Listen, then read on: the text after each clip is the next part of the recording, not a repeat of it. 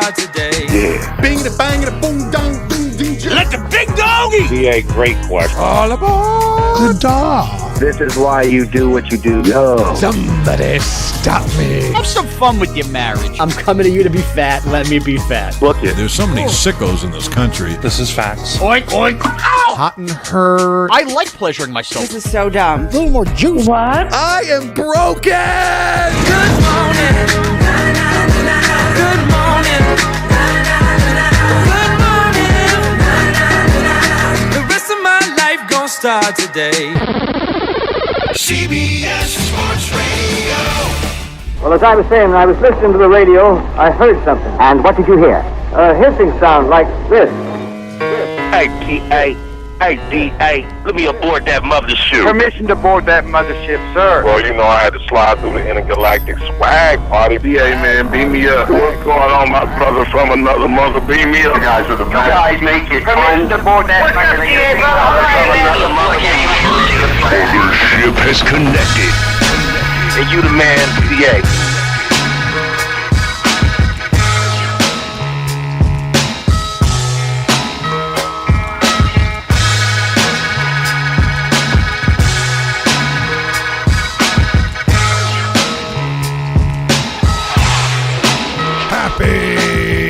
Wednesday to you, North America. The mothership has connected. Welcome aboard. It's the 4-hour Space Shuttle Shuffle. DA with you from the CBS Sports Radio studios in New York City, broadcasting to affiliates nationwide and north of the border. Anchorage to Atlanta. Reno to Richmond, Kalamazoo, and Waterloo. We are on the air. Hey, listening, D.A. Everything we saying, D.A. Everything. Thanks so much for joining us, everybody. Got a good show lined up for you. Former college basketball coach Steve Lapis is going to join us. He's an excellent analyst for CBS Sports in March Madness. He called some great games over the weekend, including the crazy upset by Fairleigh Dickinson over Purdue. Coach Lapis will join us 2 hours from now to break down the Sweet 16. In 20 minutes, NASCAR Porta Potty Witness. Whoa. In 40 minutes, a Wednesday staple, a champ, and a chump. We begin with the event of the night last night, the WBC final championship game. Team USA versus Team Japan from the home of the Marlins in Miami.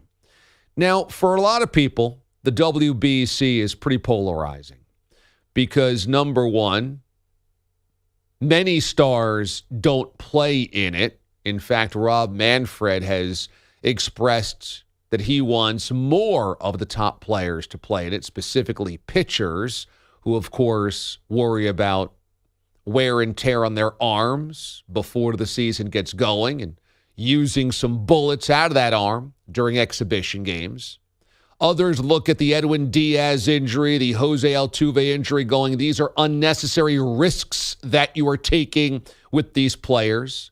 Ron Darling said earlier in the tournament, there's no way he could have been asked to get meaningful outs in the middle of March. You're just begging for a problem to arise. And some have simply said, why do we have a made-for-TV exhibition tournament when guys are supposed to be getting ready for their season? And yet, last night in Miami was another full house. And throughout the tournament, these guys, for many nations, for all of the nations really, have treated this tournament with a lot of seriousness and joy. And the players who you'd think would say, all right, who cares? I'm not getting paid for this, have really gotten into it. And last night in the championship game, U.S. versus Japan, this thing comes down to the ultimate fantasy baseball matchup. Japan leads by a run in the 9th inning. Team USA at the plate, Mike Trout, arguably the best player in baseball. On the mound facing him, his Angels teammate Shohei Ohtani. Perhaps the best player in baseball. That was the showdown in the 9th inning of a 1-run game of the WBC final. Was this thing actually a big success for the sport? It is where we begin. Your cold open. Murakami drives a ball to deep right field and ties the game in the blink of an eye.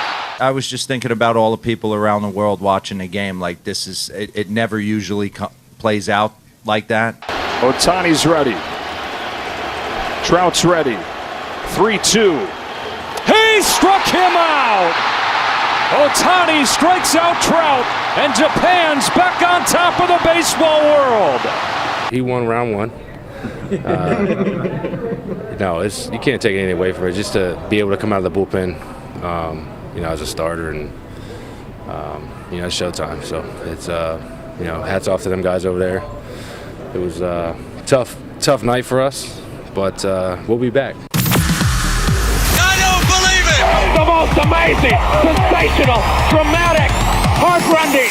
It's DA's top story. Here he goes. It's your cold open.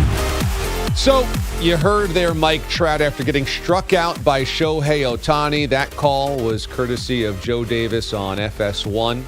And Japan does not lose a game in the tournament. They end up taking home the WBC championship.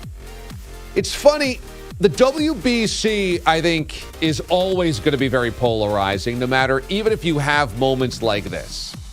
Because if you were a fan of the Brewers, a fan of the Diamondbacks, a fan of the Pirates, whatever, ultimately, you don't care if Team USA wins. It means nothing to you.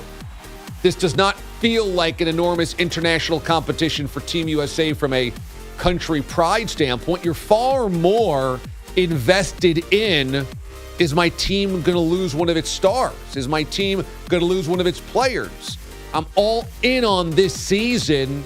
This is just an unnecessary risk that we're taking. Team USA, for us, just doesn't hold some type of control over the spirit of the country like some other international competitions, like the Olympics do, like the World Cup does. Just doesn't have that. However, it doesn't mean that much to other countries, because clearly it does. When Puerto Rico, the Dominican Republic, Japan, go down the list, when these teams have played in it, it's remarkable the type of passion in the stands from the players. Edwin Diaz said going into the Puerto Rico-Dominican Republic game, it was going to feel like Game 7 of the World Series. Game 7 of the World Series, it's mid-March. But for many of these guys, it means that much because wearing their country on their chest, representing their hometowns where they don't live anymore necessarily, or they don't actually work because they're playing in Major League Baseball here in the States, that means everything. So from that standpoint, I'm saying we, for me, and for Americans that don't have a huge rooting interest in Team USA, we are a bad prism of which to watch this through. Because if you just come out of it, look, the Diaz injury is bad, the Altuve injury is bad, there's no getting around that. But was the tournament a success? I have to say yes. Even though I wasn't totally enamored by it, you look on TV and there's a full ballpark last night, and Trout versus Ohtani with a runner on in the 9th inning with 2 away. That's good for baseball. It can't be bad for baseball.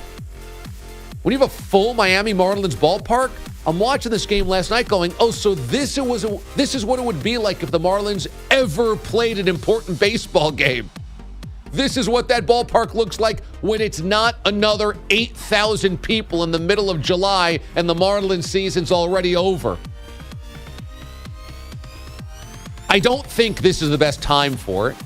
I don't think leading into the season with all of these intense games is the best timing, but I'm not sure there's a perfect timing. We've talked about this over the course of these 2 weeks here on the show. At the end of the season, you risk guys just checking out and not wanting to play baseball after a grueling season. In the middle of the season, you're stopping the regular season for a week, 10 days, 2 weeks to play this exhibition tournament when guys potentially are already halfway through a pretty rugged season.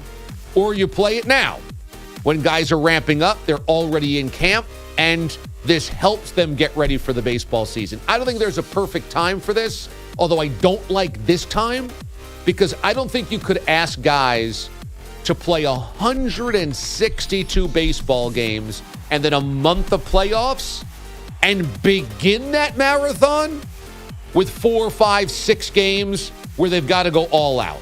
I just don't think that that's a natural way for the body to get ready for the marathon that is baseball. But for baseball itself, which we always crucify, doesn't do enough to brand, to market, to think outside the box. This does all of those things. It markets its stars. Last night, Ohtani versus Trout. You'll never see it, ever, except here. You've got full ballparks in a city that never sees important baseball. That's important. And you've got players that care about what they're doing. And internationally, globally, this is a big deal. In the Dominican Republic, in Japan, in South Korea, in Latin America, these are enormous games. So it does check a lot of boxes for baseball, although I will say this. One of the problems that baseball has endured is the lack of marketability that it has done for its stars.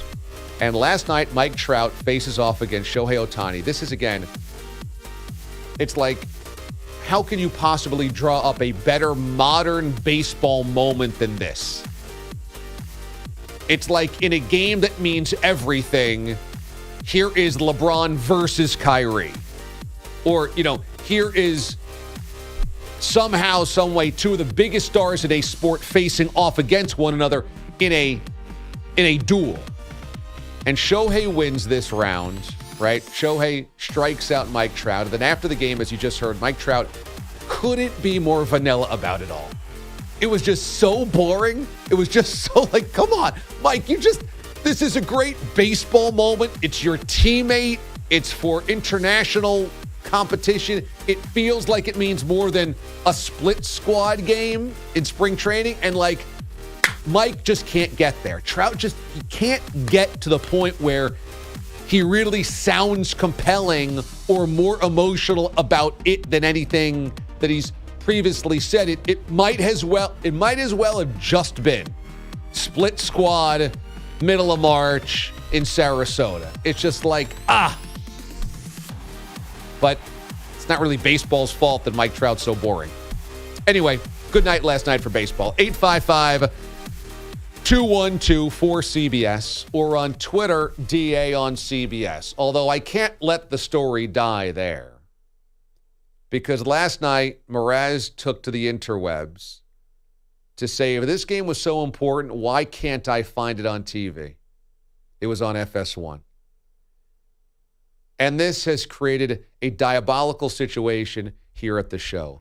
You might think it's between Mraz and Pete the Body, because those guys oftentimes go at one another. Mm-hmm. But instead, no, it's a very viscerally angry Andrew Bogusch at Mraz today. I walked into the middle of it, maybe the tail end of it. How hot did it get? Very hot. A member of upper management walked in to compliment me on my tweet about the game and how you can't find it and how right I was, which caused Bogusch to storm out of his little office studio to explode on both of us, including management, to tell management to stop saying things like that to me. Take a sip of that. Because Bogusch is worried that things like this that he views as ill-informed, bad takes, etc., are getting congratulated by management. I believe the quote was, "You're rewarding somebody for being a doof. We need to stop rewarding doofiness." Arnold Bogusch. And which I told Bogusch, calm down. I was right. You were wrong. He told me where the game was and then proceeded to rip off 4 different channels. That's not telling me where a game is. The tweet is, it has taken me multiple commercial breaks between the Rangers and Nets games to finally find what channel the WBC game was on. If this event was that big, it wouldn't be buried on FS1. Not wrong. I found it very easily. All I had to do was go to cbssports.com, and then right there it said, game is on FS1. That's not finding it easily. You had to go to a website to tell you what channel the game was on. How hard I is should that? just be able to click on the normal. Fox? How's the game not on Fox? It's a championship game. MLB Network? No. I got to now, finagle through and find FS1, which I haven't watched in months. Oh, what are we, nuts? By just clicking your thumb up? There's several channels. And by the way, there's more important things on, so I'm trying to do this quickly, commercial breaks, see if there's something that keeps me. It's a process. It shouldn't be a process. It's a championship game we're being told the whole world cares about. How's that not on Fox last night? Arnold? Thanks, DA. So a number of things. I was fine until the boss came in and glossed Sean, and then that had to be addressed respectfully, as I said, as I did storm out of my office. So, but a couple of things like the bigger picture, right? You can actually, people were mad that the game wasn't on Fox last night. I think that's a fair conversation. Why wouldn't that be on Fox? I don't know what was on Fox last night. Masked Singer or whatever. Probably something that gets more I viewers. can tell you because I went there. It was some 911 show. Okay, so that show maybe has more viewers, so they don't put the game on Fox. That's one conversation. The other conversation is, we all do this for a living. Clearly Sean doesn't, but I think you fall into this group, and Pete would too. I know where everything lives on TV. If you tell me the Masters is on, I know it's on CBS. If there's a big NBA game, I know it's on either ESPN or TNT. I know where football games live. I know where baseball games live. And in particular, we had this conversation like 23 hours ago, and I told you on the radio, confirmed by Pete, and as you love to do, multiple listeners tweeted that I said the game was either on Fox or FS1. So your tweet is patently incorrect because you knew where the game was, and if you couldn't find it in multiple commercials, that's about you, not about baseball. If you, and with all due respect, if you think that I left here yesterday, did everything I did, Daddy, I know, you're busy like nobody else is busy. And then I finally sit down for a little peace and quiet while folding laundry, by the way, because I'm a hard hat blue collar blue guy. collar. God forbid. Big Blue Ranger collar game, dad. Big net game, which I understand those mean more than me than the general public. And then I'm like, and I specifically wrote the topic list for the game, so I said, I know people are going to care about this tonight. I went to care. I tried to care. And I'm sitting there in a 2-minute commercial break going, You didn't Fox? try to care. I thought bogus shit the game was on Fox. Maybe it's on MLB Network. No. You didn't try to care. This is where you do a wonderful Mraz sleight of hand. Yeah. I tried to care. No. If you cared, you would have done as I did. Just look up where it is. Or you would have said, oh, it's not on Fox, not on MLB Network. I'll keep searching if you did care. But instead, you were looking for a reason, which I have done this the entire tournament because I haven't been into the WBC. I have poo-pooed it and been like, who cares? It's not that important. Why are we blowing through the bullets in guys' arms and at bats in the middle of spring training for a Fakakta tournament? But you were looking for a reason to discount and diminish this last night, and you found it because it was on FS1, and that was perfect for your argument to be like, why isn't it on a more important television station? But that's the point. I did eventually find it, but it should have been on Fox or like the league. But you would not have It come was on the league. This is where baseball game. This is baseball's TV partner. Give me a break. A White Sox game on a Thursday night. Now, you want to tell me the playoffs are on FS1? Yes. In October, just like I know True TV for the NCAA tournament, I know to go to FS1. Why would I know last night on a Tuesday night to go to FS1? But the key is, you could have gone to FS1 and watched all 9 innings, and you were not going to come in this morning and be like, you know what, I was wrong in the WBC. Right. You were looking for a way to bury the WBC don't get me wrong. which is what makes you very compelling. Which is why the boss came in and was like, you know what, that's good. There's no doubt. If the game was in my backyard, I would have drew the blinds last night. Okay. Exactly. Right, exactly.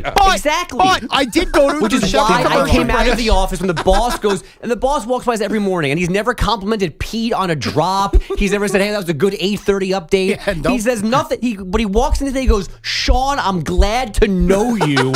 because you're not a troll. This is you being a troll. 100%. It was total troll. Look, total troll. The art of the take might be troll, but the take art was of the take. What are you, a business? No. But Like the the take art of war. Yeah. Let me explain. The take I had was the reality of my situation last night. It took me multiple commercial breaks to try to flip Because you're a to get there. doofus. Okay, I might be a doofus, but the point is, if I'm being told on Twitter this is the biggest baseball event in years, and the game is on FS1, 1 + 1 doesn't equal 2 there, fellas. I mean, let's be real. And honestly... 1 + 1 never equals 2 And for I think you. this is the other problem with the World Baseball Classic last night. You're right, DA, the atmosphere. I saw your tweet about the Marlins. You're absolutely right. The majority of the fans I saw going nuts, I saw a lot of Japan fans, and they're great. And we've seen this throughout the tournament, right? Every time he flipped over. The U.S. fan, I don't know if anybody else feels this way, it just comes across as so disingenuously fake. Like the guy with the red, white, and blue afro behind the plate last night. Like, there's no way you're waking up today disheartened that the U.S. lost. And I think that inherent is part of the problem with the tournament. We don't really care. We feel like we're supposed to care. The Americans don't really care. I think other countries do. Right, care. and that's why I think it was good for baseball globally. I can't say that was good for baseball in America. People making out the Trout Ohtani thing. I mean, the Angels aren't even ever good, so I don't even think that's a big deal here. Well, no, that's why this is good, because Mike Trout finally had an important at bat. Yeah, but it wasn't important. It was not important. But see, Trout's joking around about it. I think it shows you it was not important. But it was important to Ohtani, and this is where we end up with you sometimes, is you can't think of, I don't know what the right word is, it's not empathy, but you can't think about anybody else. You don't like it, so it sucks. He took the ultimate life dream of leaving his country, coming to play baseball against the best in the world, and has won an MVP and might have beaten out a guy for 62 home runs for an MVP. He was in that conversation. How can you tell me like that was, I mean, I guess it was important to him, but he's shown the world how great he is already. But you're literally not listening to anybody else that has played in the tournament. Like he said last night, after doing all of that, the things you just criticized Mike Trout for not saying, he said that might have been the best moment of my life for all the things he just said, because he won for his country. He struck out Mike Trout, and he was amazing for the last 2.5 weeks. Because you don't like it, you think it sucks. You don't have to like it, but you can't let that bleed into everything else and dismiss the entire thing, because a lot of people liked it. No, I respect it. You don't respect it. I it. understand why people like it. I once liked it. What I don't like is the phoniness around it from fans, not players. But again, that is a thing. That's your opinion on phoniness. I was at a baseball practice with a bunch of 9 and 10-year-olds yesterday, and all they could talk about was going home to watch this game. My friends took their kids and made a trip of it, and were at games in Miami, the quarterfinal and the semifinal. Wow. So, like, people do care. So you can think that the red, white, and blue afro guy is disingenuous, but that's just you guessing about his feelings. How are you so wide awake if you cared that much to stay up for the game last night, Bogues? Why does it matter if I stayed up or not for the game? So you didn't care. You just proved you didn't care. If you cared, you would have stayed up. Yeah, I wanted to stay up for Chiefs I wanted to Jaguars go on a to Thursday night. Great. I wanted to go to sleep, but don't move. We're going to move Well, the goalposts because you're losing now. And the Super Bowl of baseball last night, you would have stayed up, and you didn't. I didn't Thank say it was you. Good night. Did I say it was the Super Bowl of baseball? Well, I mean, you're making the case it's important. If it was important, you would have stayed up. Yes, but it was not important enough for me to stay awake until whenever the game ended last night at 11 o'clock. I wanted to go to sleep. I was exhausted. Sorry. And it was not important enough to put on Fox last night. So let's stop with the pom-poms of the World Baseball Classic. It stunted everything baseball grew in spring training. So this is, again, you not being a troll. Spike must like you even more now. So what do you think the boss really liked about the take? That he also He agreed with the take. Because the WBC in his mind also is irrelevant? It's not. Look, we understand the relevance to the world. You have a great ability to just rile people up. Well, but rile people up with the truth. I think that's the thing. Yes. That is. It's riling people up with the truth. Truth teller. You are the nation's is the truth. You are the nation's truth teller. Everybody who loved this, and we have a the guy that thought Stainbrook College was a member of the Ivies is our beacon of truth. Societally, we do this though. If a group of people think something's the biggest deal in the world, they don't like being proven that it's not. And last night, the game being on FS1 for a championship for the world shows that it was not the biggest deal in the world, in fact. And I'm telling you, more people saw an NIT game in a bar last night than this. What does 62 million people in Japan watching their semifinal tell you? Are we doing the DA show in Japan this morning? No, I'm but sure it's a big deal you there. just used the word. You Does just Japan used the have word Bobby world. McCain signing with the Giants yesterday? We care about the NFL here. You just said that it's the most important thing in the world. So if Japan had 62 million people watching it, it seems important because they're in the world. Important. We just said it's important in all those countries. Those are the fans that care. I'm talking about here. But then our say the American United fans. States. Use the correct words, you know truth what? teller. All right. Fine. No, you want to get me on. Because I went to bed, so it doesn't count. You want to use the right words then. Use your argument correctly. You're talking about America, and that's fine. I've never said it's the most important thing here, or it's the most important place in the world. Folks, with all due respect, we have a big porta potty segment. I don't want to cut That's short. right, my fault. More about you pooping yourself. Can't wait.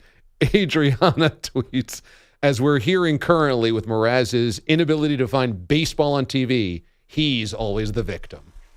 I am. It's a struggle. I mean, three struggle. commercials it took me to get there Is there finally. a GoFundMe page? And then when I get there, how do I donate to this? Because you couldn't page up on your TV I guide. was paging up, but I only had a You hit finite guide time. from ESPN and FS1 is like 3 clicks down. I'm folding my drawers. I only have certain time in between. It's a big couple games I'm trying to watch. I shouldn't have to take that many commercials. I got there. I didn't say I never got there. And keep in mind, let's keep in mind. Oh my God! The cable or satellite provider he uses. It's DirecTV. I know exactly where it is. He's just 3 clicks away. All the sports channels Or all are together. somewhat near each other. Yes. ESPN's 206, 219. I got to get to first festival. It's not like 219. And let's not forget the fact that we told you where the game was when you started to do this yesterday. We You gave told me you where it multiple was. channel options, and I went to Fox. And you went to one of them when I can't do that. A game for the world. Just for the And we record. can't put it I on can't hit Fox. 3 We got numbers. Rescue 911 on. just for the record. I can do 2 and 1, but that 9, I can't get there. I can't Just for reach the the record. 9. 3 breaks, 13 channels. It took him 3 breaks. No, I went to move. Fox, and then I went to WPIX after that because the Mets are usually on. How long does that take? About See, 7 that's- seconds. Why would you go to PIX? There's probably a rerun of person Charmed ever. on. No, because The sometimes CW? when things run long, that's like where Fox will boost over to. Oh, well, So not you the know channel. Fox's Channel 9. Plan C, but you don't know the base level Fox coverage. I even went to FX before I went to FS1. Again, you're an idiot. Going to PIX last night, did you see a Steve Harvey Family Feud at that point? Why would you go I actually think it was an there? old Buffy. Charmed. God, you're the worst. I can't believe. Oh, God. Anybody with a pair of bunny ears last night couldn't see the game. That's a problem. No one has funny ears. Oh, yeah, Middle America, there are people with bunny ears that couldn't see the game. Middle. Again, blue collar. A game for the World Championship. Well, how do they get anything on ESPN then? They don't? Okay, well, that's a They're just problem. Or ESPN Plus, maybe they stream. Where am I streaming this last night, too? Tubi? On the Fox app. That's keep easy, going. too. Didn't even know they had Keep it. trying. Keep going. He's going to be running Odyssey in about an hour. Yeah, exactly. That's the sin of this. Mraz will definitely be CEO of this company within Right. 6 years. 6 hours. Hear him on BetQL at noon Eastern. He's filling on the fan at 4 p.m. Eastern, and he's doing WCBS News tonight at 11, anchoring news. sports. Breaking news updates every hour. Where's Middle America going to find this game? Tubi? And don't forget that at one point, Again, I speak for the Boise, people. Idaho was in Middle America, according to this guy. That's good. Oh, this is great. Can I go Is home? it? It's not.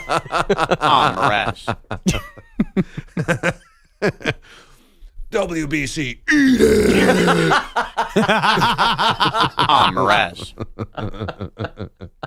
All right, thank you guys. This is a wonderful way to kick things off. When we come back here on the show, we've got a NASCAR porta potty controversy. TA, CBS Sports Radio. Eat it! You're in a 5-minute break.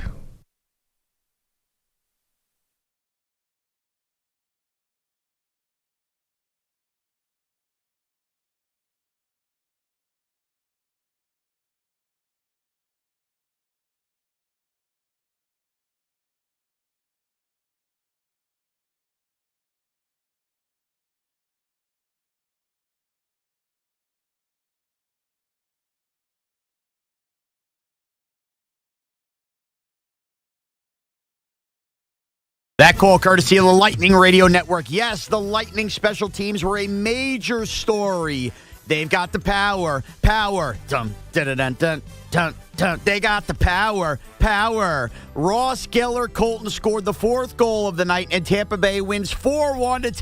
Joe tweets in, how does Mraz not know what the FCC is? He's in the business. You work for Odyssey. He works for Odyssey. Come on. We're governed by the Federal Communications Commission. All right. So when we got in trouble years ago for playing beeps, that was the FCC? Well, if we get in trouble for anything. That's right. That's why you can't curse. FCC violation. Thank God you don't run the board. No, you're right. I should know that. You're right. It's not the FAA. No, it's I gotta not. stop talking today, guys. I don't know what's going on because like my heart is all over the place. I'm exploding because I still kind of think Morgan Freeman just read that, and I actually need like a break to just absorb. Yeah, it's Oh my God! Imagine we were fined by the FAA for cursing on the air. We flying too close to the studio? Is that what happens? Those Did we remotes buzz out the of the tower? way. Airplanes communications. They have nothing to do with the FCC. That's all FAA. FAA governs Delta, American Airlines, and CBS Sports Radio. That's right. We gave them JetBlue as a trade. And picks to be named later. CBS Sports Radio has completed a trade, reports Adam Schefter, with the FAA. The FAA will be absorbing the DA show. Meantime, CBS Sports Radio adds JetBlue to the mornings. Mosaic. And according to Shep CBS, the SEC has declared cookie dough a vegetable. Mraz actually is a born and bred Nets fan.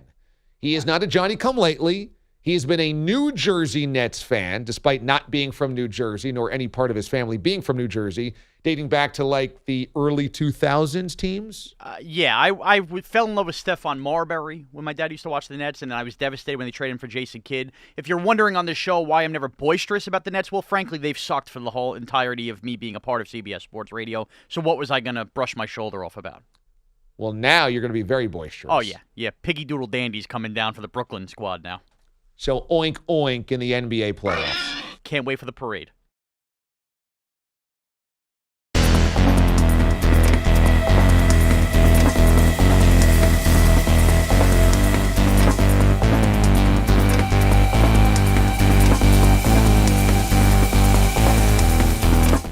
Keep everything high and tight. To your tippy toes I go. Don't make your legs spread too far because any subtle movement's going to be a problem. A little bit like how Coughlin taught Tiki how to hold the football and avoid fumbling. High and tight. Right. Yeah. I've done that out of the pool. Done one of these and I'm... Uh-huh. And you have that like holding in your breath. It causes a double chin. That's what Lamar Jackson had going on. Baseball players shouldn't have to do that.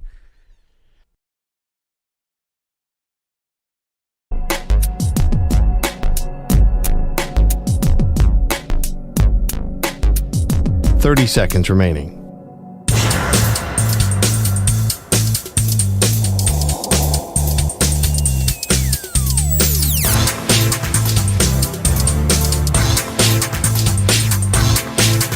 $15 seconds.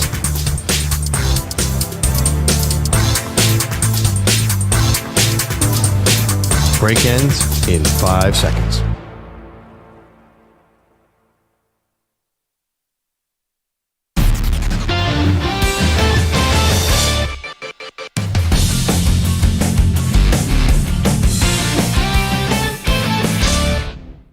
Laughter is the only medicine. The DA Show on CBS Sports Radio. 35 minutes past the hour. Appreciate you being with us. There is a podcast about the show, the Permission Granted podcast. We will record it after the show today, so look for a fresh episode of the PGP following the show this afternoon. Okay. So in NASCAR, you always have the types of stories you don't get anywhere else, which is what makes it beautiful. And a porta potty run-in between two drivers that actually have a rivalry is perfect for it. Okay? NASCAR race in Atlanta on Sunday. Brad Keselowski finishes second behind Joey Logano. As soon as he finishes the race, gets out of his car, makes a beeline for the porta potty. Now, number one, it's great that in NASCAR we have a sport where the moment that you finish your competition, you start walking immediately to a porta potty. I mean, this is not what happens in baseball. Like, third out of the game, let me walk to the porta potty that's in right field. You know, it's just great that this is a thing in NASCAR. There's no locker room. There's no clubhouse. There's no stadium facility. There is a row of porta potties that everybody's using. So Keselowski goes there. We know this because it's caught on camera. He goes inside. Okay, does his business. Now, Denny Hamlin also wraps up. He starts making a beeline for the porta potty. There are other people going into surrounding porta potties. Hamlin comes up, looks at the porta potty, grabs the door because it's unlocked, yanks it open, and stares directly at Brad Keselowski, and then closes the door and backs up like, ooh, my bad. Now, we don't know if this was a stand-up or sit-down situation for Keselowski. My bad, my friend. I'm sorry. I don't know about you, but any public porta potty I've ever had to use, if it was a sit-down situation, it was not truly sitting down. It was a hover. You cannot sit down in a porta potty. It is possible Denny Hamlin walks in on Keselowski and just sees his back. Using the stand-up situation, that weird tub that has the tube and it's all plastic and goes down the side. All blue. The blue, yeah. With the weird hand sanitizer that you know no real sanitizer is going to come out. You just kind of do it anyway. You can't wash your hands.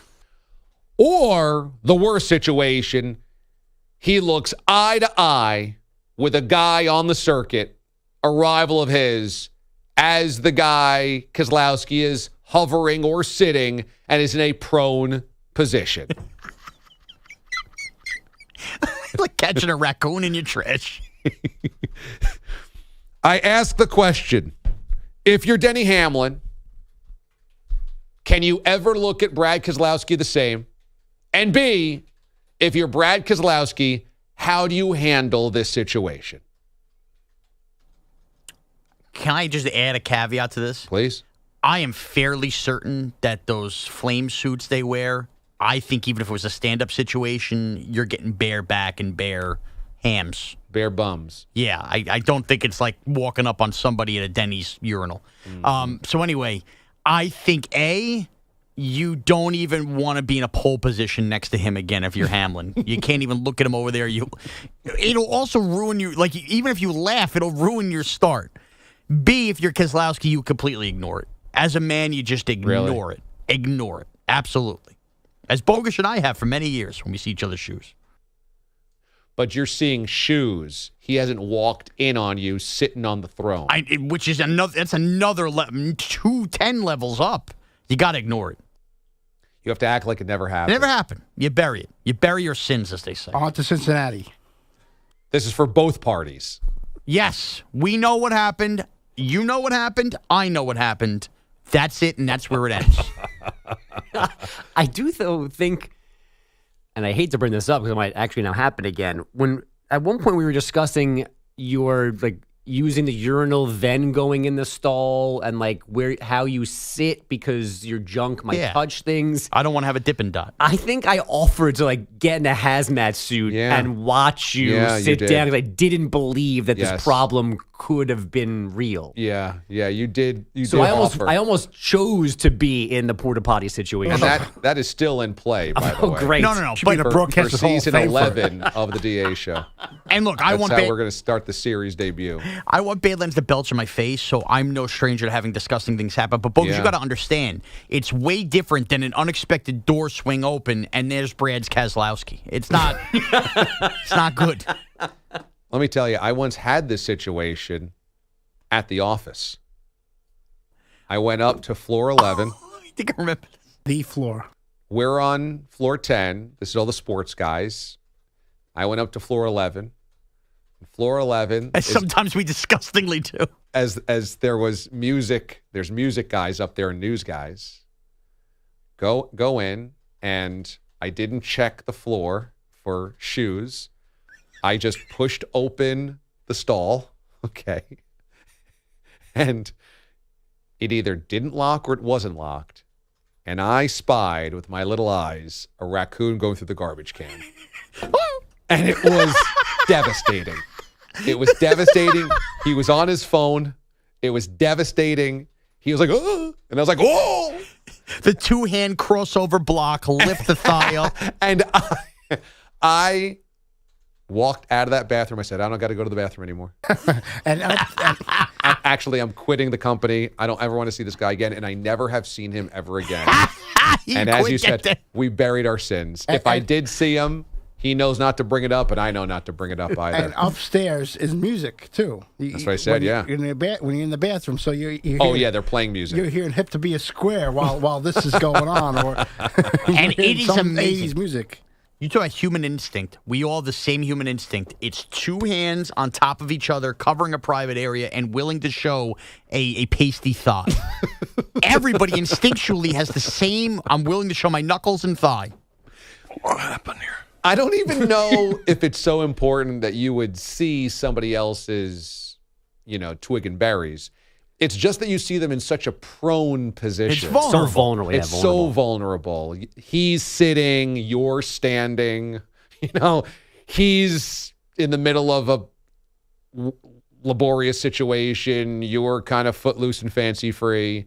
It's devastating on many, many fronts. It's like spotting Darryl Bevel with a play card at the 1 yard line. You're like, that's a vulnerable spot for you. It's very vulnerable. Yeah.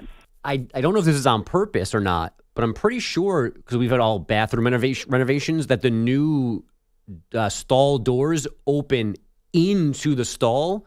So that probably saves you now from this. If you were to push an unlocked used stall door, you'd get like a knee collision before you have visual, I think, of the guy sitting down. Well, my situation happened. He was in one of the really large ones. I don't know if that was... Yeah.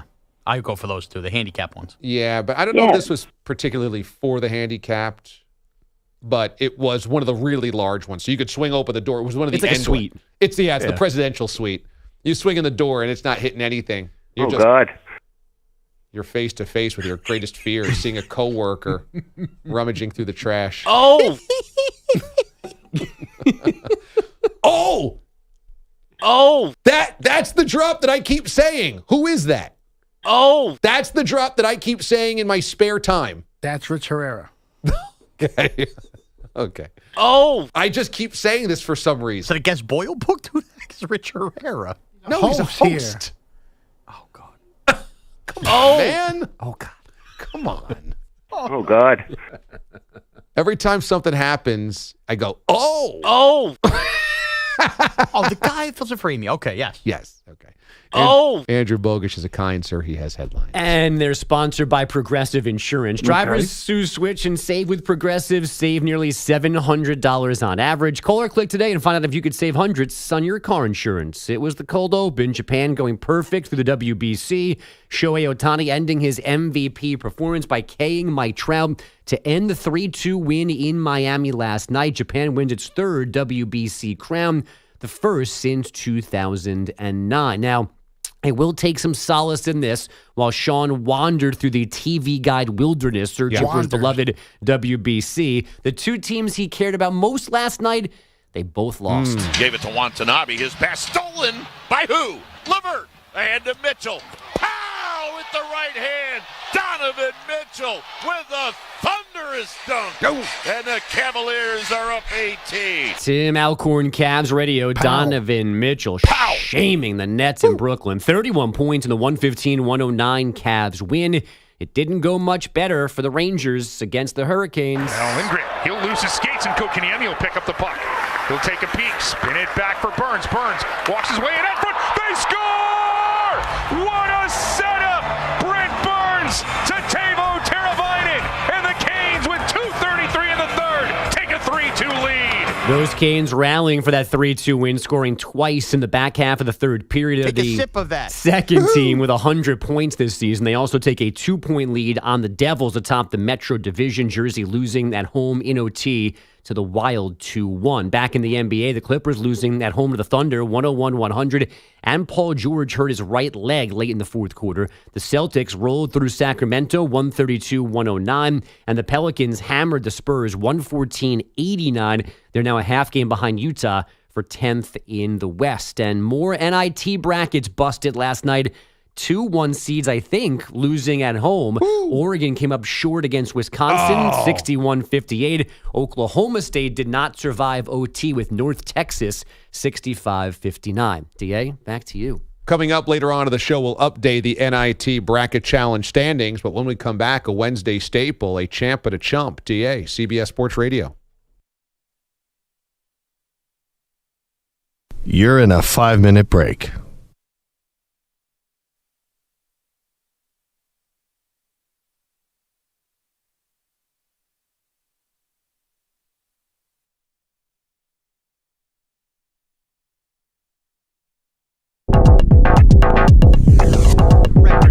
The Clemson Tiger was a tiger. I didn't know the Pizza Man was a tiger, not a bear. Well, I don't know. I don't have the T-shirt in front of me, but doesn't said bear have stripes and a long tail? Bears have long tails, and the faces are smushed in bear nose. It looks like a bear. Did you just say bears have long tails? Yeah, you ever see a bear? I have. They got a tail. All the animals have the tails. All the animals have the tails. Except the ones in the zoo, I'm assuming they cut them off or something. Oh, my God. You think that the bears in the zoo have had their long tails cut off? Probably if they escape, you can identify that they're not just wilderness ones. They're in the zoo. You guys are laughing, and it's probably true. There's got to be a reason they do that. Well, did you ever think that maybe they don't cut the tails off of bears and bears just actually naturally have short tails? So they have tails. Well, they're little stub tails. They're not long tiger tails. tails. Oh, no, those are just the big bear. The polar bears have tails, I think. Is that right? Or the grizzly bears. There's bears with tails. Those grizzly bears. Oh. Hey. You guys know what I mean. No, grizzly bears and polar bears don't have any tails. I got that polar bear with the tail over here. Look, the point is this supposed tiger has a bear's face more. You're focusing on the tail. Okay. So Todoro might make a good slice. They make a pretty crummy tiger. You're so lost. You even got bare legs. Hey. I just saw a bear outside my back porch over here. Got a giant tail. Long tail over here. Those grizzly bears. There are definitely bears with long tails. Smushed face bear. Oh. You got the Goldilocks bears. You got the long tail bears. Got the 3 bears. The 3 bears and the smushed face bears. The Berenstein bears. Oh. Hey, the Chicago Bears, okay? I know bears over here. So if you had to say now, look in Google Images, who had a longer tail. Now looking back on my research. Okay, yeah, maybe I was wrong. I don't know where. I must have been to a weird Six Flags year. That year. Yeah, here it is. Yeah. Definitely the Six Flags. I mean, is it on the table that his family took him to like a misfit backyard and a guy had a dog and was like, here's a Sean, it's a bear. He's like, oh my God, look at the tail on that bear. That's definitely what happened. No, we don't go to the Bronx Zoo. We go to Jeff's backyard. He's got a bear. The Mrazes go to a knockoff safari where the guy in his backyard tapes a bear mask on a raccoon. Look, there's your bear, kids. Sean, don't touch it. It's dangerous. Check out the bear. Check out the bear. That's a small bear, Mom. Enjoy the bear. There's the little Sean. There's 5 bears running around. It's dogs. Look at this pack of bears in this backyard. Is that a goldfish? No, that's a great white, Sean. Don't put your hand in the bowl. Everybody having their fun. No, I've been to You real thought aquariums. an orange animal with stripes was a bear. Yeah, of course, the shirt was orange. The animal had to be orange. It all went with the shirt. The shirt's from Clemson, South Carolina. Oh, so now nobody likes a bear in South Carolina. I'm sure there's no bears in any of their zoos. So they have tails. The Gamecocks play down there too, you know. Or the grizzly bears. And it'd be safe to assume if there was a gamecock on a T-shirt that it was a gamecock, not a turtle, because it was from South Carolina. Is that a pterodactyl? So now if you buy a shirt from New York, we're going to assume it's a giant on there, No, not a but if I regular bought a size navy person? blue shirt that had an interlocking NY in white, I would guess it was a Yankee shirt. There's a pizzeria on this shirt. It's not like it's licensed from Clemson. And quite frankly, Is that Mr. Met? Nope, it's a bear.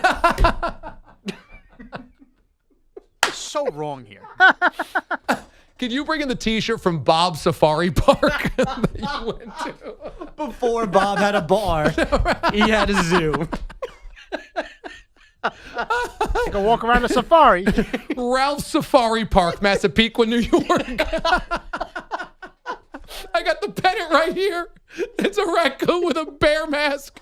I saw all the bears, Mom. Is that a polar?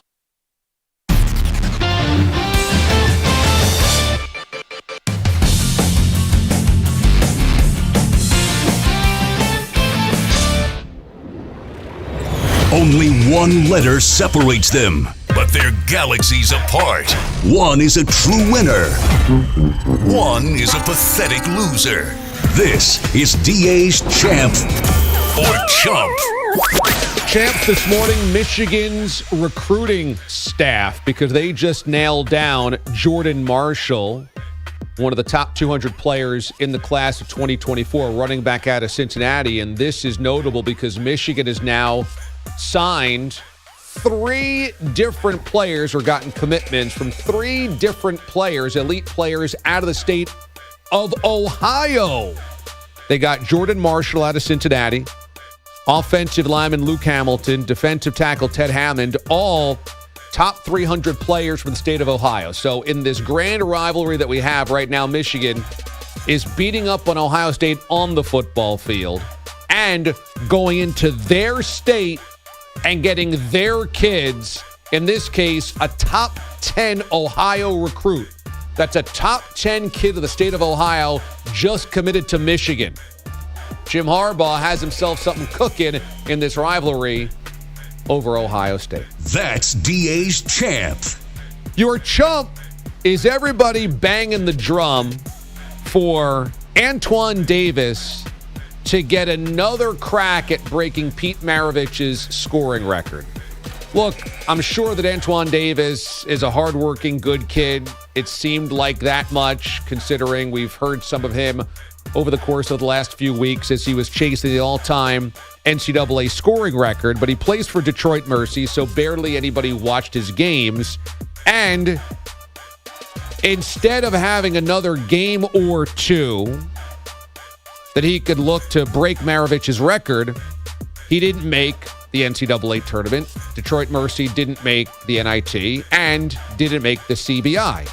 Now, Davis is upset. He says that he feels like he got cheated out of something that they can't give back to him, that it's selfish and weird that people emailed or called the CBI to say that we shouldn't be in the tournament because they didn't want me to break the record. If you emailed the CBI and said, don't invite Detroit Mercy, you're a loser. You got to get something better to do, like finding out where FS1 is on your cable package. But number 2, let's face it, this is the right way for this thing to end because Detroit Mercy was 14-19. They shouldn't have been in a postseason tournament.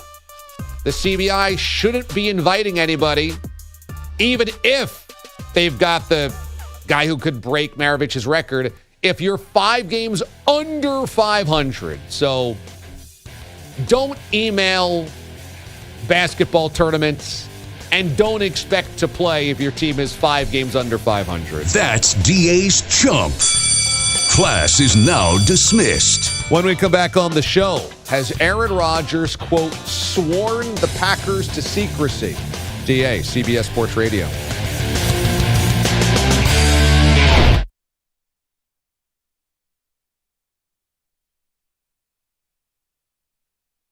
You're in a 5-minute break. I don't know. This is a bad day for me. This is a really bad day. Oh, you're contagious. You have some type of terrible, congestive head cold from sitting in front of chemical air conditioning for the last 6 weeks, huffing it from, and I've seen that room. That room is a tiny room. Tiny. That tiny room, and that AC pumps real cold, and that bed, it's literally 6 to 8 inches, the edge of that bed away from, you can't even walk on that side of the bed without banging into the wall unit air conditioner. So if you are on that side of the bed and you're turned facing towards it, that AC unit is blowing that Freon 8 inches into your face for 6 hours a night. Right, and I already look 9 months pregnant, so I have a wife that's 6 months pregnant. Now you bring one of these pregnancy pillows into the bed, which is like a long anaconda that comes in. That knocks me off, and I'm just rolled in the whole night breathing it in, waking up and feeling like this. And you ate a pie tin yesterday. That didn't help either. Yes. Oink, oink. And I followed That explain the knives in your throat. I followed it up with a Snickers Blizzard from Sonic 2. Oink, oink. Oink, oink. Pull my tail, sweetheart. This is the part of your adolescence. This is the part of your childhood where we scar you for life. Taylor, pull my tail. Pull my tail, sweetheart. Oink, oink. It'll be over soon as you pull my pigtail. Pull it. Dunk my big face. Pull my tail, chocolate sweetheart. Oink, oink. I can't even laugh or it's gonna hurt. It'll all be over so soon, Taylor, and you'll be set up for therapy for years. Pull it. You're going to have to pay for it, DA. Please. You made this happen. Pull my tail, sweetheart. Under Odyssey HR. Taylor, pull my tail. My accountant's 5 years. Oink, what is this $17,000 cost this year? Sorry. It's my producer's daughter's therapy that I'm on the hook for. Because she pulled a pigtail and he dunked his face into chocolate pudding. Oh, we'll just expense it. That's fine. And oink. Pull my tail, sweetheart. This is where I oink like a pig. Taylor, pull my tail. Oink, oink. Oink, oink. So dysfunctional. You should see the video too. And watchda.com. The video is so humiliating. Yeah. It's so demoralizing. It's so dehumanizing. I still don't like watching it.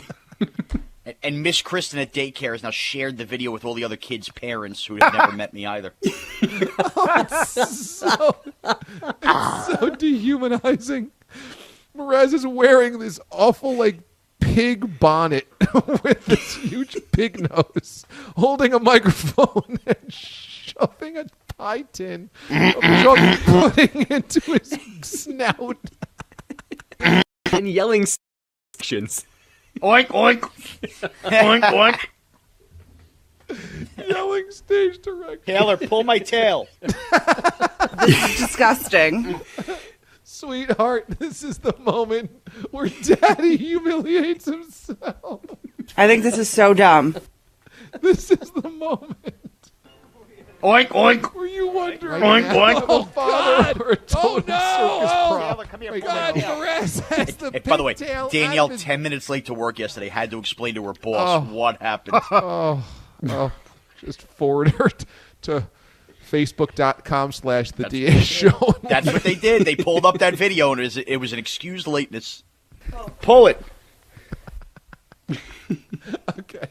Oh, man, I actually have tears in my eyes. That video is just an all-time classic. I think this is so dumb. Yep. Oink, That's oink. exactly right, Danielle. Oink, oink. Danielle echoing the sentiments of all of our bosses everywhere. This is so dumb, guys. This is disgusting. This is dumb and disgusting. Why do you keep doing it? Oink, oink. Oink, oink. AB is our headline this morning, Mr. Pogues. Mraz, you're all.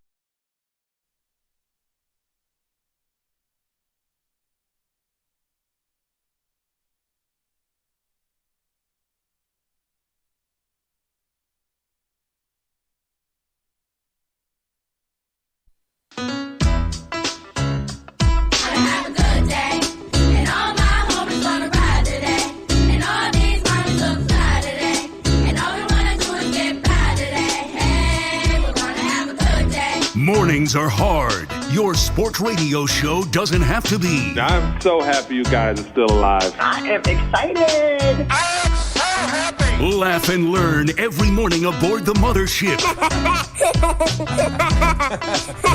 Ooh. Have a good day. And all my homies wanna ride today. And all these mommies look fly today. And all we wanna do is get by today. Hey, we're gonna have a good day. It's gonna be a good day with DA. Hey, duh. I do love the duh. Happy being alive day. Mornings on CBS Sports Radio. Yeah. Yeah! Happy Being Alive Day, everybody. Thanks so much for joining us. The DA Show each and every weekday morning, 6 until 10 Eastern Time, 3 until 7 Pacific on the ever-expanding CBS Sports Radio Network. Coming your way in 20 minutes. Sound check. In 40 minutes, RIP to an NBA legend. We begin in Green Bay, where Mark Murphy spoke at a tech conference in Wisconsin. Where else would you rather be? Listening to Mark Murphy talk tech. Tell us about the Packers app.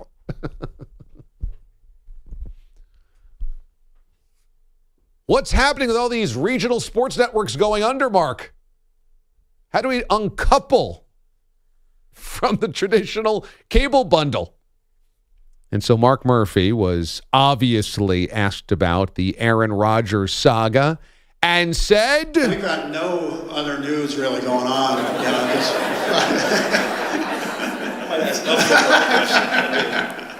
no, we are... I would love to tell you everything you want to know about Aaron Rodgers and the Jets, but I've under sworn secrecy not to say anything. Sworn to secrecy not to say anything. This was a tech summit at Lambeau, which just feels like a bizarre place for a tech summit. Yeah, they still have bleachers. But they have done amazing things with the space and the site and the stadium, so... Anyway, Mark Murphy saying they are sworn to secrecy. So what is this all about? Who knows? We could only speculate.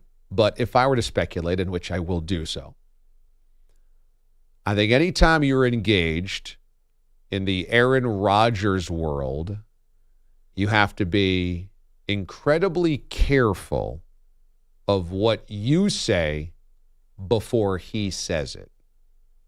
You have to allow him to dictate the narrative. And while some have said that the Packers have treated Aaron Rodgers wrongly, I come at it from a completely opposite viewpoint. I don't think they've treated him wrongly.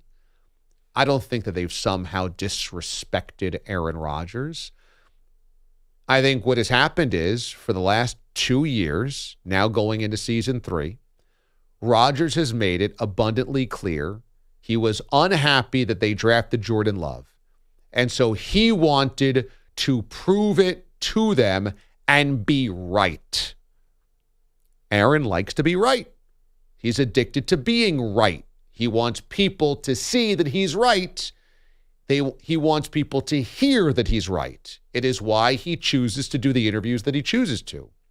He does not engage in combative interviews. He does not engage in pointed interviews. He engages in interviews with friends of his, not just Pat McAfee, but others. Friendly, soft zones that a lot of modern athletes do to pontificate the way that he wants to pontificate. That is his megaphone. He does not want to be challenged. He does not want to be questioned. He enjoys espousing what he thinks is right and being right. And he likes shoving it in people's faces. What he has done over the last 3 seasons, since they drafted Jordan Love, was try to leverage him being the hero and them being the lunkheads every chance he could get. And so it was not reporting. It was demanding a new contract. It was demanding control within the contract. It was demanding control on the roster. It was calling out the things that he saw were flaws, whether they were right or wrong, coaching, roster decisions, etc. This has been constantly a pressure point of the two parties. Rodgers is allowed to talk about why he's right and they're wrong. They are not allowed to then retort. Matt LaFleur, when asked about Rodgers saying we need to simplify the offense, could only say, I don't know what that means. He couldn't openly say Aaron's crazy or Aaron should drive his lane or what have you. He can only say, I don't even know what that means. Mark Murphy, CEO, Brad Gunsey, none of these guys can publicly say anything derogatory or critically of Aaron Rodgers, or else you risk him flying off the handle. Brian Guntekunst. I said Brian. So, Gunty, my man. When Murphy says I'm sworn to secrecy, I think this has been a 3-year pact within the Packers organization. Nobody say anything. Ever. Don't, because it only makes our life harder. Which is why it's been kind of shocking to hear the Packers actually say this offseason, even in the smallest, most careful, benign terms, yeah, we think the best option for us would be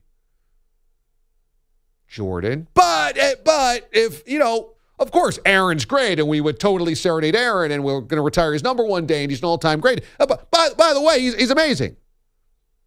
You've always got to couch those types of things with Aaron Rodgers. So Murphy made a joke out of this, but I just think that this has been going on for years where, again, there's an understanding within the Packers organization, don't speak out of turn.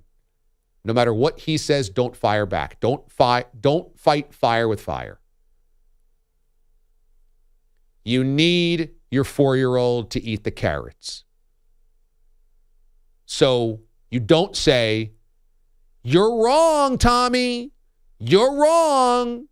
You should eat the carrots. You don't shove the carrots in his mouth and say, chomp, move your jaw around, swallow. What you do is say, remember you like carrots. Remember you were just saying the other day how much you want to be a bunny rabbit, right? Well, bunny rabbits eat carrots. Don't you want to be a bunny rabbit, Tommy? Come on. You love these carrots. I know you do. Nom, nom, nom, nom, nom, nom, nom, nom, nom. So this is what the Packers have to do. Allow Aaron to think it's his idea. Aaron, you want to be a bunny rabbit, don't you? You want to be a New York Jet. We're going in an airplane, Aaron. Oop. Here's the spoon. It's an airplane. You want to be a jet.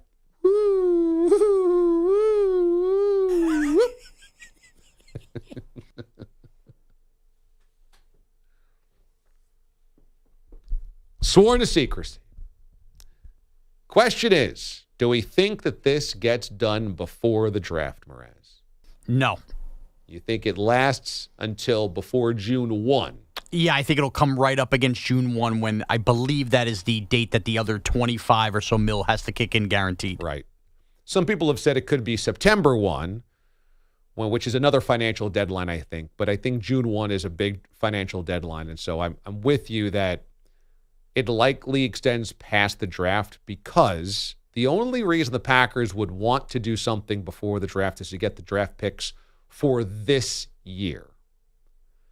But I don't think it's as important for the Packers to get a second rounder in 23 if they can get a first rounder in 24. Correct. To me, the value of getting the picks today is not as important as getting the picks that you want.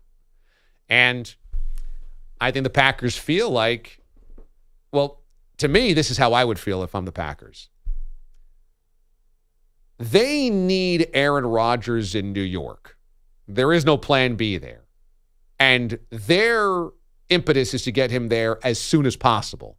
Because as soon as Aaron Rodgers is a Jet, then he can work out hypothetically with teammates. He can work out with wide receivers. He can be X, Y, and Z at the facility, working with our coaches. So the motivation is for the Jets, we want him as a Jet today, not September 1, not August 1. For the Packers, what do they care if he's a member of the roster, unless they have to pay him? If he's a member of the Packers today, what does it matter? He's not at the facility. April 1, doesn't matter. He's not at the facility. May 1, they can just keep him away from the facility. And hell, this could extend into the summer because what? You think Rodgers is suddenly going to show up in Green Bay and be like, no, now I want to take snaps with the ones. They just be like, well, you can't take snaps with the ones. You don't. No, that's Jordan Love, and you're not taking snaps today. Sorry. You think that you can't do this. The 49ers did this with Joe Montana. They said you can't come to the facility. They were breaking in Steve Young as the starter. Montana was, quote, rehabbing, even though he felt like he was ready to go. They were ready to move on with their lives, and they didn't want to create hysteria around the facility. And so they just told Montana, you're not allowed to be around, which is what created crazy friction between Montana and the organization. But the Packers can just basically say, no, you're not at practice today. You're not at the facility today. You're not taking snaps today. You're not in scrimmage today. We're not risking your injury. We're not risking creating a firestorm. No. So the Niners actually just did this with Jimmy Garoppolo last year, if you remember. Basically shut him out of the facility. Yeah, he was not allowed at the facility until they came to an agreement in September that he will come back to the team. So to me, the waiting game advantage Packers.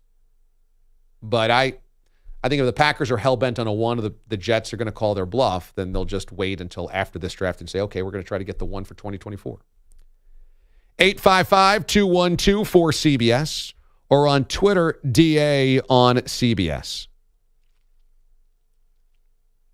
Italian 2311, Mraz, you are describing a first world problem. Boo-hoo, you couldn't do one click to find the WBC. Put things into perspective, man. Can you ask me 5 to 219? Anybody good at math? That's not one click. That's 214 clicks. Well, you said that you were already within 13 clicks. Yeah. Of FS1. I got back up there, yeah. Again, not one click. There's also a guide, too, that has multiple channels on one page. And it would be multiple clicks going through it, right? Jeff tweets, the porta potty stuff happens all the time in construction. Guys forget to lock the door. Very rarely is it ever mentioned. You just move on. This is what Brad Keselowski and Denny Hamlin are going to be forced to do because after the race on Sunday in Atlanta, Keselowski went to use the porta potty. It was caught on camera. We don't see Keselowski in the stall in the porta potty, but then Hamlin opens it. Keselowski forgot to lock it, and he sees him and then backs out like he just walked into a haunted house. Can you believe not locking the porta potty? That's a big mistake by Keselowski. I'm going to give a pass to Keselowski. Really? And here's what I'm going to explain. Now, look, should you always lock the bathroom door behind you? But think about this, DA. I drive about an hour plus, depending on roadwork traffic, home every day. I will use the restroom, quick, maybe, number whatever. Here. By the time I get home, I hit, getting off the exit. I'm like, I really, drinking water and everything, I have to use the restroom. And I run in. There are times I don't even shut the door behind me. I have to go so badly. At your home? At my home. These guys are running around a racetrack.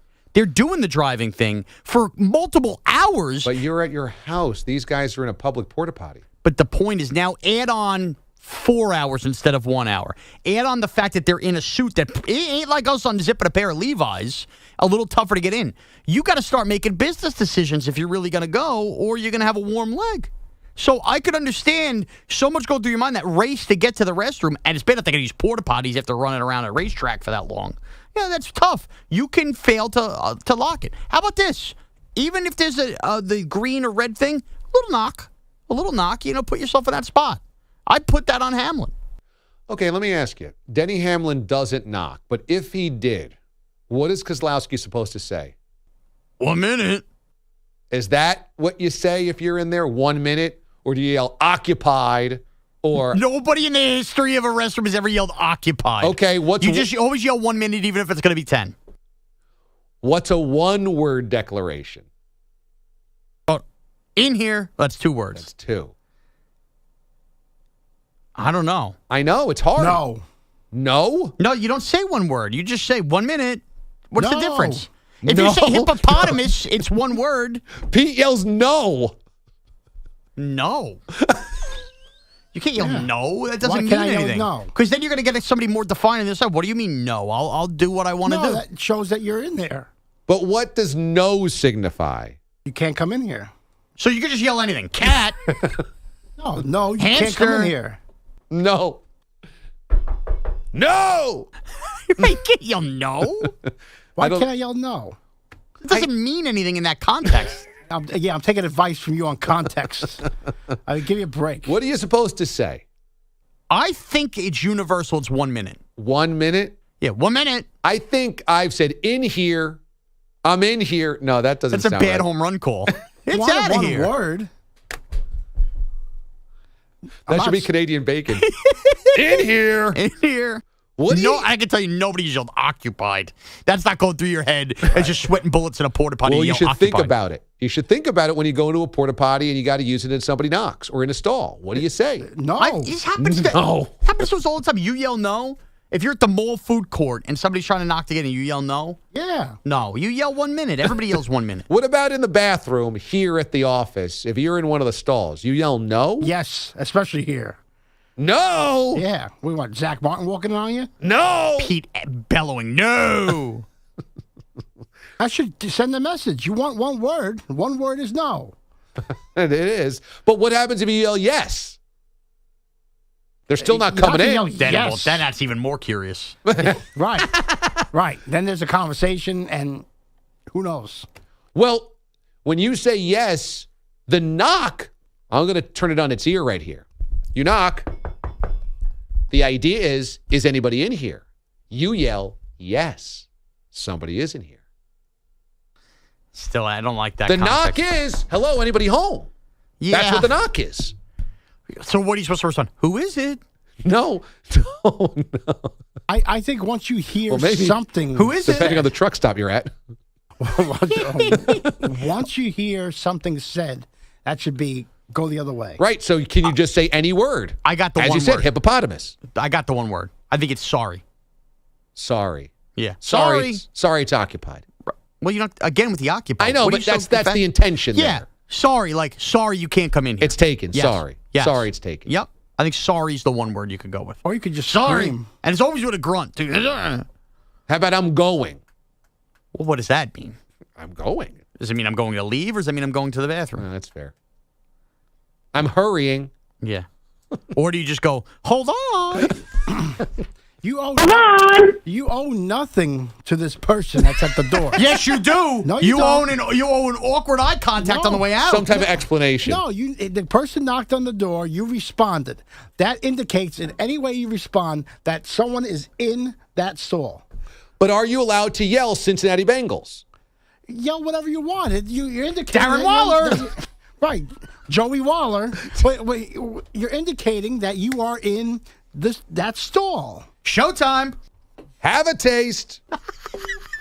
That's a punishment. You have to occupy a bathroom stall for an hour and just shout DA show drops every time somebody goes to use it. Hold on's the best one, actually. Hold on. I think that's better than 1 minute. Or get lost. Probably true. Get lost. Well, no, 1 minute's not bad. But hold on, I think, is the best. 1 minute's always been my staple, knowing that it might be 10 to 13. Sure. Depending on what time you knock in the process. How about okay? Okay. Okay. Okay, so. Okay. What does that do? How about oh? Oh. Mraz doesn't know who that was. I do. I feel bad. Usually we only have drops from guests. I didn't think it was. Oh. That's not true. That's not true. Well, people that have been on the show, it's usually this show That's oriented. not true either. Or full-time members of the staff That's here. not true either. Give me the example then, other than Jack Rich Herrera. Stern. He's a figure on the show. When have we mentioned Rich Herrera on this show? Oh. To be fair. We have this guy. He made God. Rich look I don't bad. know Ain't who fair. he is. Anyway, I say that the drops are rotting my brain. Sometimes at home, alone, I'll see something, say something, hear something, and just be like, oh! Oh! My wife would be like, why are you saying that? No, Michael. Oh! And mine at home, pound for pound. I can't say hold on regular anymore. I know. Hold on. I say it on BetQL all the time. Nobody knows it, gets it. Hold on. You can't say hold on without making it sound like Hurricane Jen anymore. Come on. That's the only way to say hold on now. Hold on. No. When we come back here on the show, Soundcheck, your best audio of the day. Ben Roethlisberger unveils the team that reached out to him last year, and Love Fest on the Gelb Show. DA, CBS Sports Radio. Good burgers. Maybe it just be called Meat. You're in a 5-minute break. Not bad. I also thought of Up the Gut, but I can't take away the column. The column now is too much pride after Brady called it out.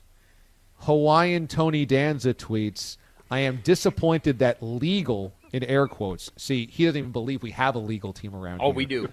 I am disappointed that legal did not approve 2 names for Mraz's podcast. How about Mraz at the plate? Or we call that dinner.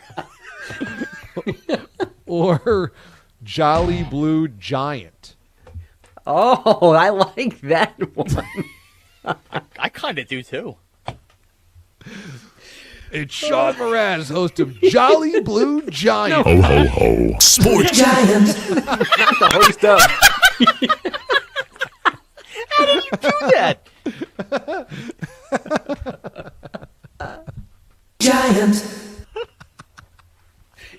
Wait, was that a setup? How did Pete have that ready to go? Oh, that was brilliant. I used it for something else, but it worked here. So that's what you're doing when not answering the phones. All right, now we get it. Nothing to my madness. You should have just played that drop the other day. None of that awkwardness would have happened. Seriously, honestly, Pete, never answer Dixieland Dan's phone call ever again. I just want to hear more drops like that. Ho, ho, ho. Sports Giant. Ho, ho, ho. Mraz Giant. Ho, ho, ho. Peter Schwartz. That's where it was originally used for.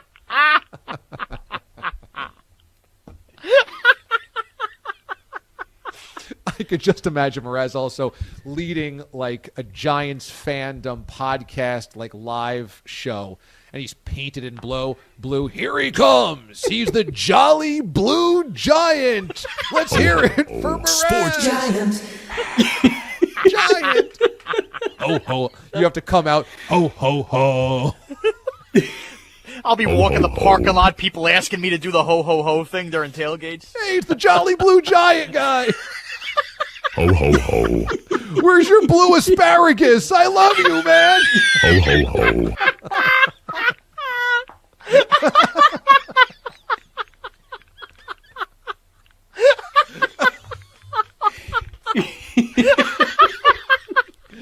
And you would definitely do every episode in blue body paint. We know that. That's the easy part of this. Where's your blue asparagus? This guy's the best. I listen to him every single week. I love at the end of every podcast where you're like, ho, ho, ho. That's so good. Ho, ho, ho. Boblio.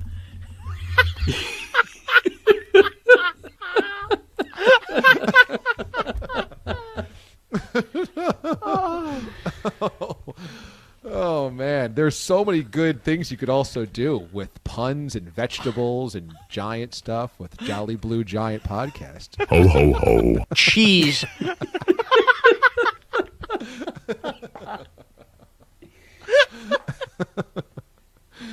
Whew.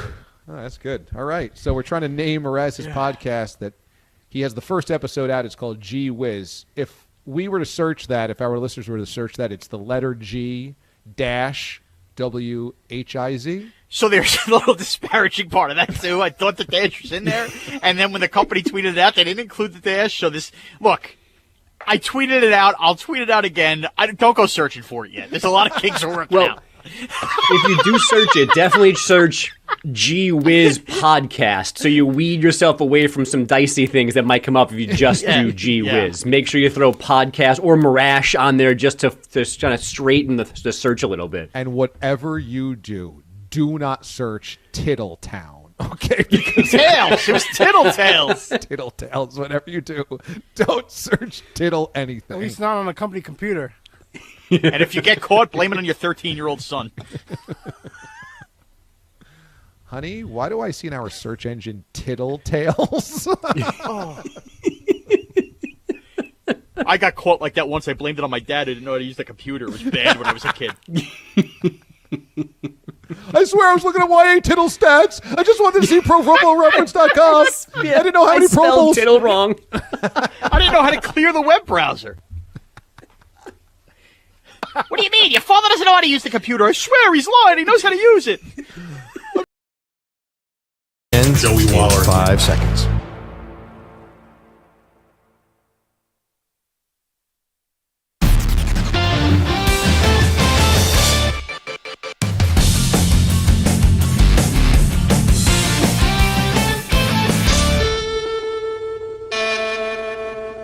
CBS presents this program in color.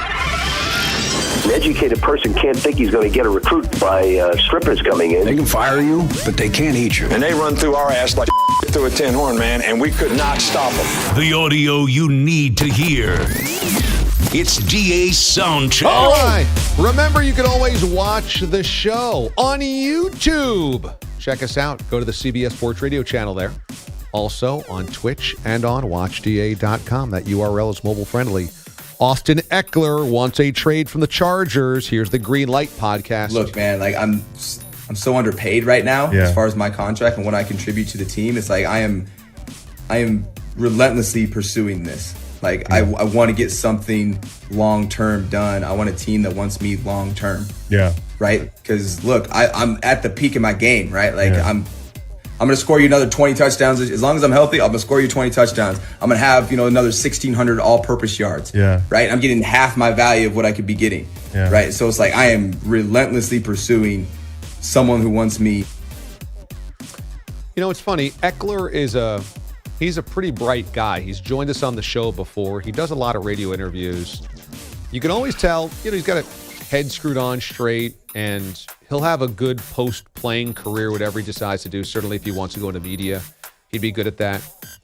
And you could understand why a guy who's valuable, Austin Eckler is one of the 5 best versatile backs in the NFL, both rushing and receiving. He certainly scores plenty of touchdowns and gives you good yardage, and he's a really good back. He's very good out of the backfield.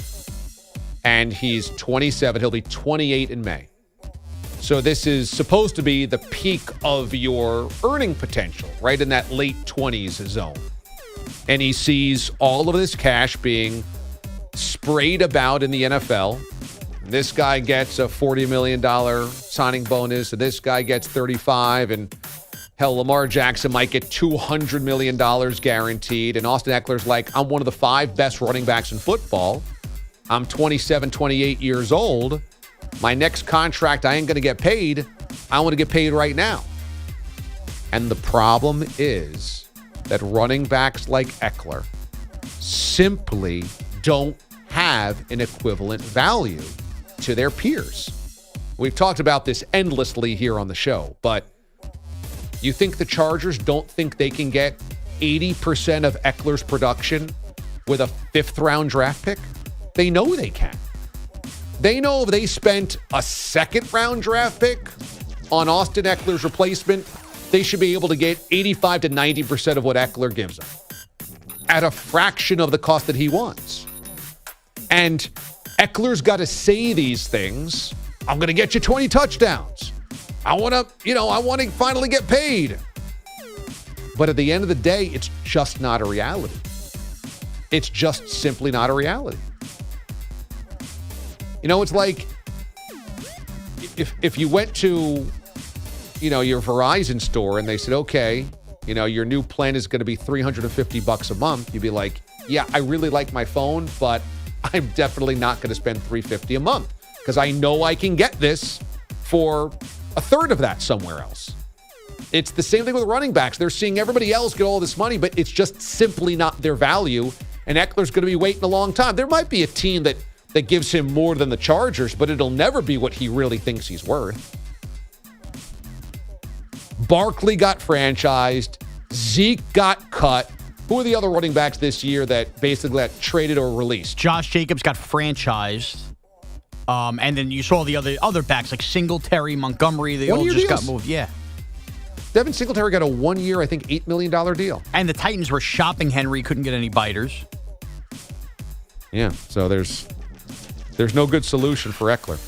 Here's Ben Roethlisberger, who joined 105.9 in Pittsburgh and says there was one team that reached out to him last year. Last year, there were some truths to the Niners thing, just in the sense that they were, I think, reaching out for some, just to maybe gauge my interest. Right. And so I had discussions, and so, that's all. I don't want to sit here and say that I was going or anything like that. They called to gauge interest, okay? I had conversations with my agent, with my wife, my family, prayed a lot about it.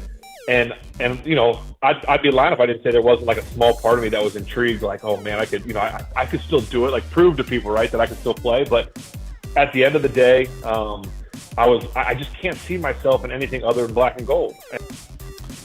Well, I think it was best for all parties that Roethlisberger did not take the job with the Niners. Who knows if they would have offered it, but Brock Purdy certainly was better, even though it was only Brock Purdy and he ultimately got injured. That was better than anything Roethlisberger was going to give you.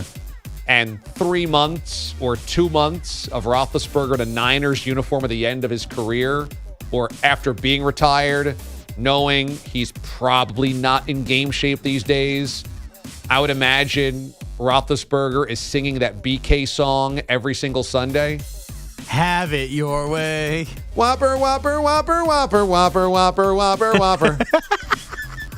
I kind of missed that now. Now I want a Whopper. I have to imagine Roethlisberger not quite in game shape last year for the Niners. Finally, Zach Gelb had Scott Drew on the show last night, and apparently Scott Drew knows of the Matt Rule bet. Appreciate the time. How are you? Well, thank you very much. It's great to be on your show. And I got a question for you. You like D'Alessandro's or Chubby's Philly cheesesteak better? Wow. You did some I'm a preparation. D'Alessandro's guy, so that's why I'm asking. Well, I know the owners of D'Alessandro's, so I'm a D'Alessandro's guy. D'Alessandro's, okay. Unbiasedly, D'Alessandro's is the better cheesesteak. How about that, Coach? Doing a little research from my college days back when I was a Temple Owl.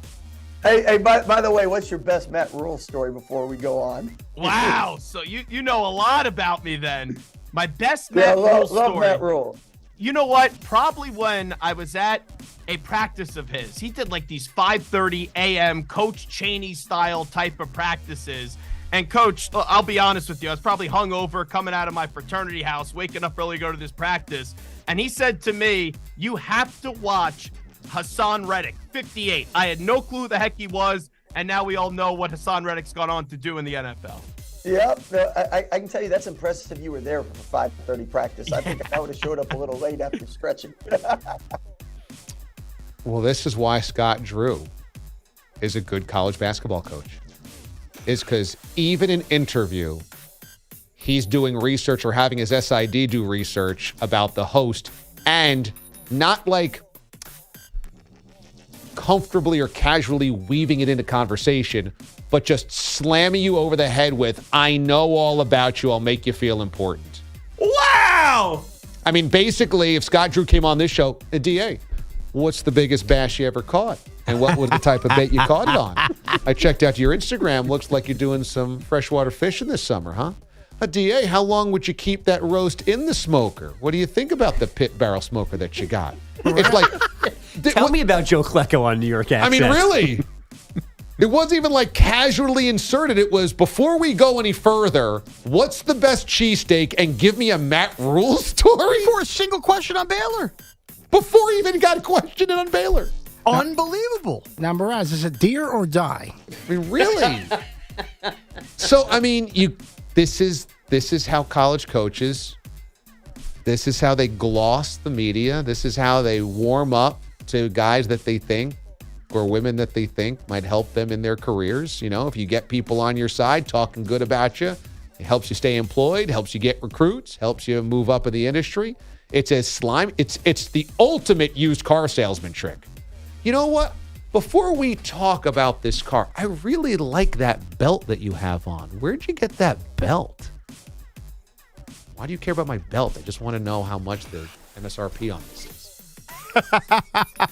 Scott Drew, boy, laying it on thick. So we should invite Scott Drew out as Matt Rule is parking cars dressed as Scott Drew can watch Gelb park cars as Matt Rule. But of course, the best part of that clip to me, though, Scott Drew does a great job of doing his research, and Gelb, does his head blow up to the point of, I know the owner of this cheesesteak place. I mean, Zach couldn't wait to be name-dropping in that spot. Hassan Reddick, I knew all about him from Matt Rule. I mean, that is enough to make you want to vomit last night. Is it a humble brag that Gelb said he went to a 5:30 practice, but he was hungover? Of course. Just to let you know, I wasn't a loser that I went to the 5:30 practice. I was up all night drinking and still went to practice. Oh, that is, and I love Zach. That is a vomit-inducing soundbite. Scott Drew, man, laying it on freaking thick. There is nothing less ethical than being a college basketball coach. Maybe college football coach. No, I think basketball is way Really? worse. Yeah, I think it's way worse. But you need so many more football players, though. You do. And that's why I think therein lies a problem, because you have to wax individuals so much more. So you've got to work that weird AAU circuit. You've got to know grassroots basketball coaches. You got to know the people that funnel from private schools and diploma mills to colleges. You got to get involved with sneaker people. You know, they're especially before NIL. Like, the basketball world was so much seedier than the football world. Not that the football world was clean, but there's so much underbelly and there's so much fakery in college basketball. I mean, Rick Pitino's obviously a slime ball. But, you know, he turns on the charm for 20 minutes yesterday and he's got the St. John's job. I mean, but all these guys, find a good guy. Izzo might be a good guy, but there aren't many of them. I mean, look at the hit list of coaches that have been just so obviously fakes. It's all over college. Yeah. Who even knows about Tobin Anderson? Some may write and say that he shouldn't have taken a job for a promotion. He could be a bad guy. Who knows? No, he's a good guy. Tobin Anderson. This is such a great American success story, is it not? Tobin Anderson won one basketball game. That's it. Won one game, got a promotion. He didn't win his conference this year. He lost to a Division II school. He lost to a school transitioning to Division III this year. Didn't win his conference. Then beat Purdue and got a better job. That's it. That was it. Well, and not only did he beat Purdue, he also, before the game, tells everybody, we're going to beat Purdue. Yeah, he won 2 games. He won the first 4 games he had to win to get to Purdue. But he ain't getting Iona based on beating another 16 seed. They're slightly connected. But either way, 2 wins or 1 win, he got himself that Iona job off of that. He beat another 16 seed and then won one real game of the tournament and got the Iona job, which is Rick Pitino's old job. Not bad. Yeah, working for Joe D'Aloisio now. And how could he not take that job? What do you think Fairleigh Dickinson pays? $150 a year? P, what do you make? Not that. I mean, it's... Yeah, I'd say in that general area. It's between $100,000 and $200,000 to be the head coach at FDU, and you probably need to do other stuff on campus. You probably need to be they're above IT that. guy. No, they're above that. Yeah. At Iona, which is what Pitino... Now, he's probably not making what Pitino was making, but Pitino was probably making $1 million a year, maybe $1.5 million. So he's making $400,000 to $500K to take that Iona job. So he just tripled his salary. How could you say he shouldn't take that job? Also, he won. Are people saying that? Won one game. I might have seen that on Twitter. But come on. No, you can't have that take. That's a terrible take. You should honestly shut down your Twitter if you have that take. I would tend to agree. You certainly shouldn't write for any websites if you have that could, take. and you shouldn't be doing updates, I would say that. No, you shouldn't even be cutting tape if you have that take. And you certainly should not be talking about the porn star that just got married that crushed your heart. And you shouldn't be having Carlos and the K over if you're having that take. All right, that's sound check. You certainly shouldn't be yelling, "Let's go Jets." Let's go Jets. Let's go Jets. Like Shaq in the Icy Hot commercial. Let's go Jets. Let's go Jets. I can't even look at you. Let's go Jets. Start me up, Aaron. Let's go Jets. I've loved this team for so long. I remember when they were in Winnipeg.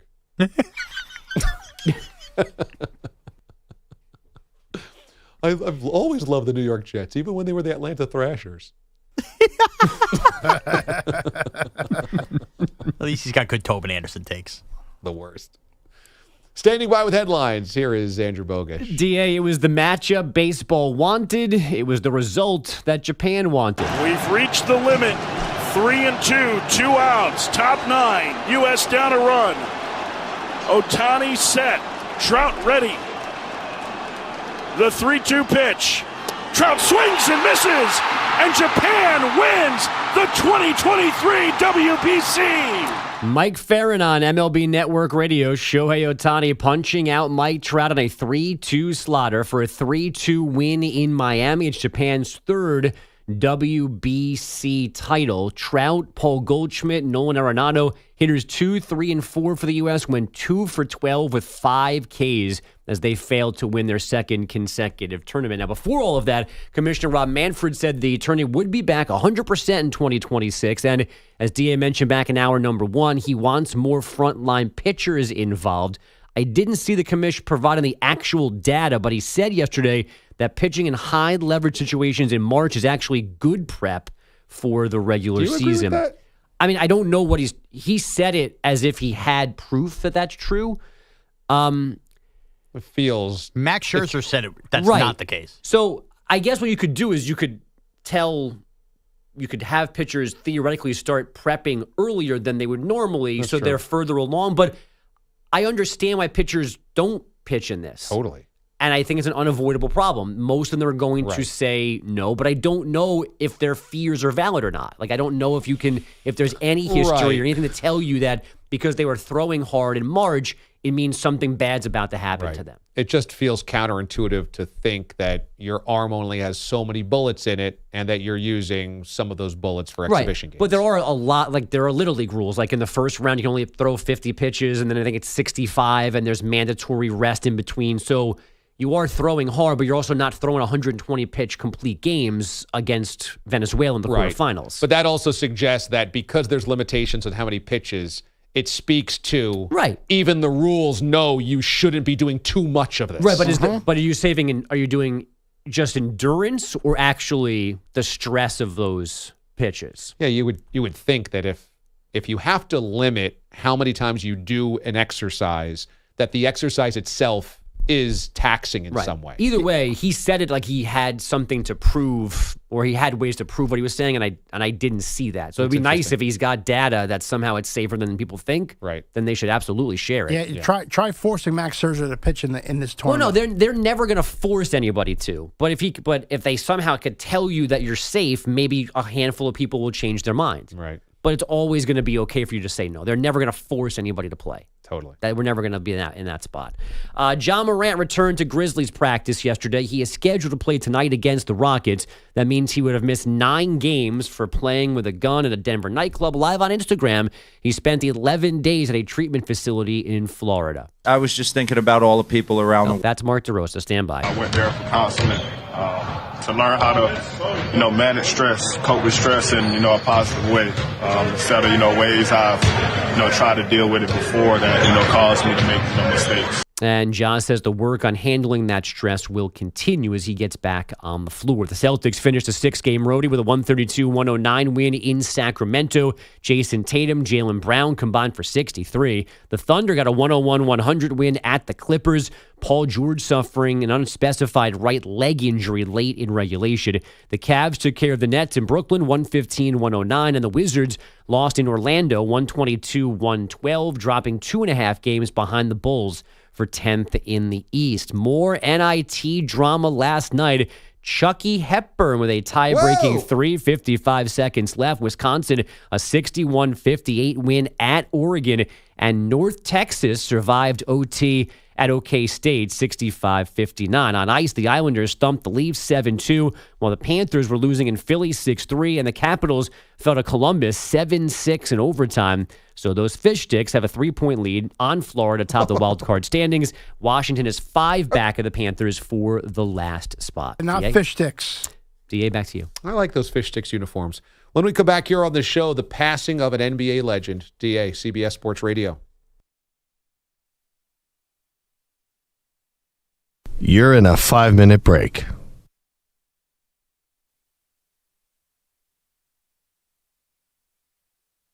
Here's Fireman Ed. J-E-T-S. Jets. Jets. Jets. Let's go, Jets. Let's go, Jets. Is Mick Jagger now? Brown sugar, why don't you feel so good? Let's go, Jets. Brown sugar. Let's go, Jets. Let's go, Jets. Let's go, Jets. Let's go, Jets.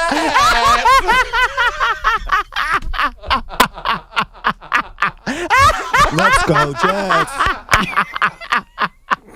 Thank you, Jack. J-E-T-S. Jets.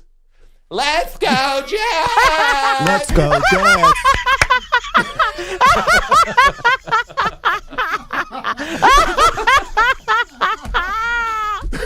Fireman Ed just takes him and throws him over the balcony. Start me up. Let's go, Jets. Start me up. Start me up, Aaron. Let's go, Jets. It's so succulent Gary and Wilson delicious. gonna catch the passes. Stop me up. Kai Horton. Here's Fireman Ed. J.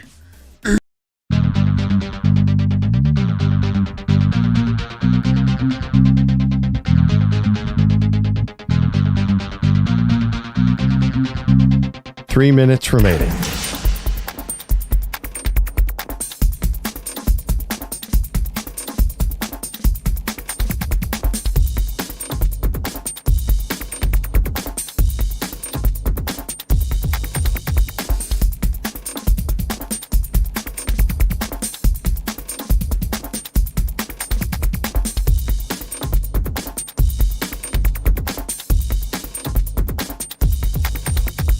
Two minutes, 30 seconds remaining.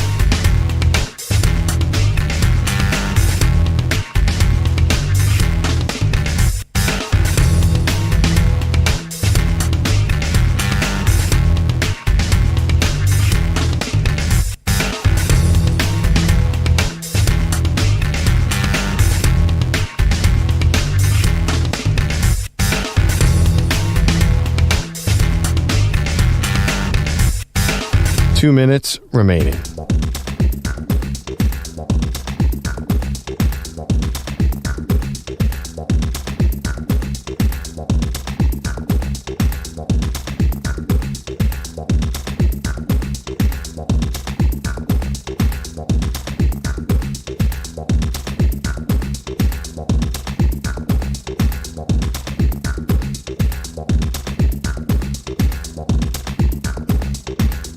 One minute, 30 seconds remaining.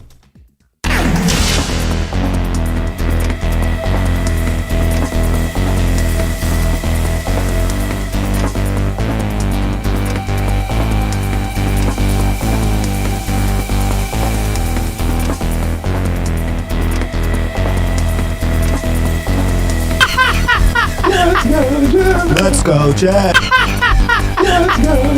Let's go, Jets. 1 minute remaining. Let's go, Jets.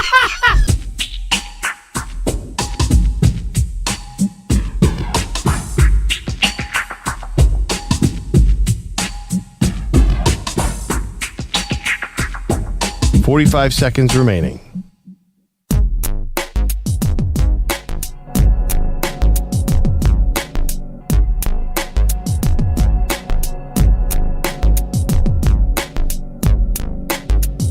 30 seconds remaining.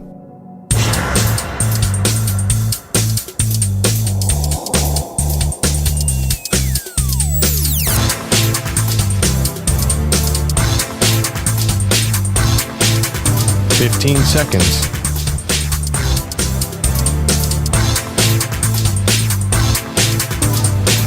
Break ends in 5 seconds.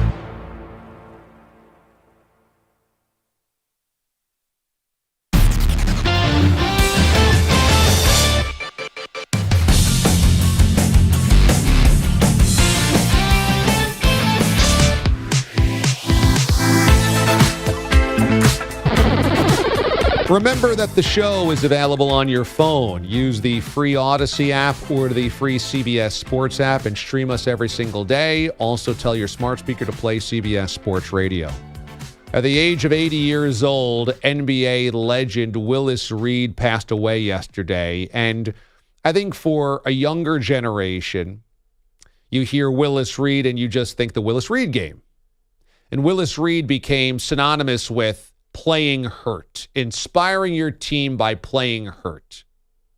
And anytime that a player is banged up and comes back into the game or is not expected to play and plays anyway, it's a, quote, Willis Reed moment. So that's an amazing legacy.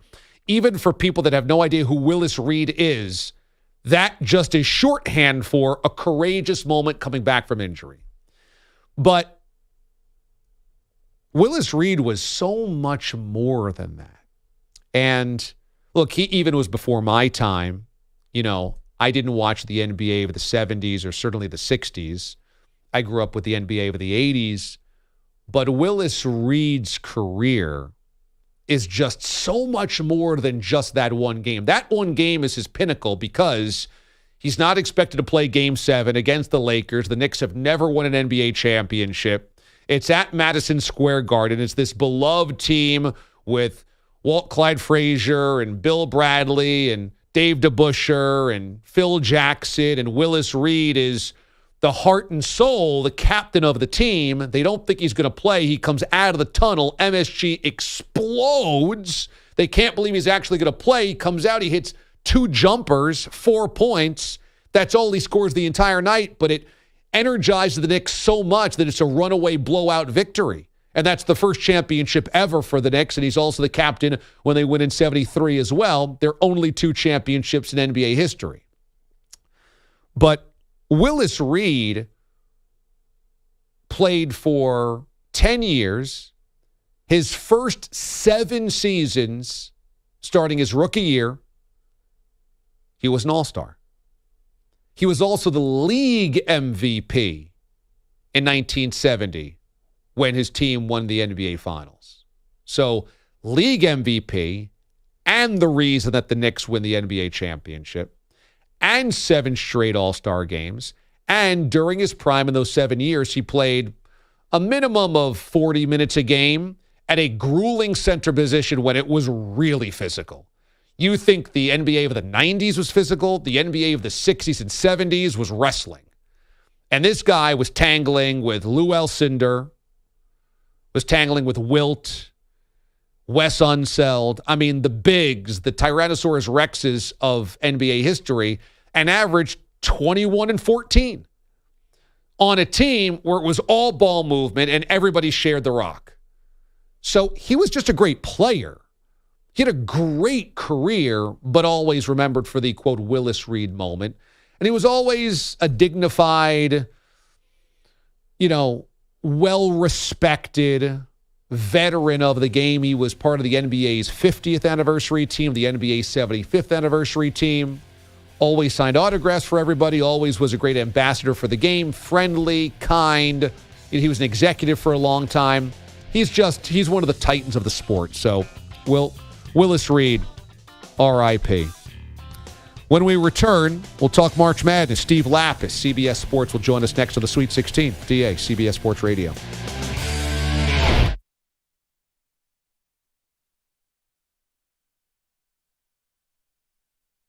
You're in a 5-minute break.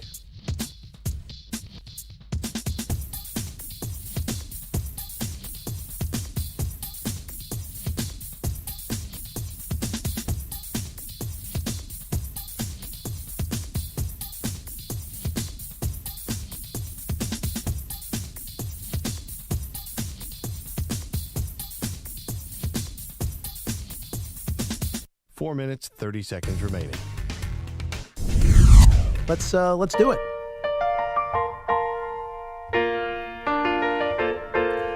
Making your way in the world today takes everything you've got. Taking a break from all your worries sure would help a lot. Wouldn't you like to get away? Sometimes you want to go where you can listen to DA. From Boise to Erie, PA. You ought to be where you can see the people are all the same. You ought to be where everybody knows your name. You ought to go where you can go. The troubles are all the same. You ought to be where everybody knows your name. Let's do it.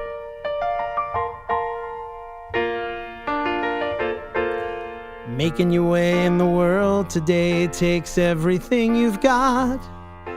Taking a break from all your worries sure would help a lot. Wouldn't you like to get away?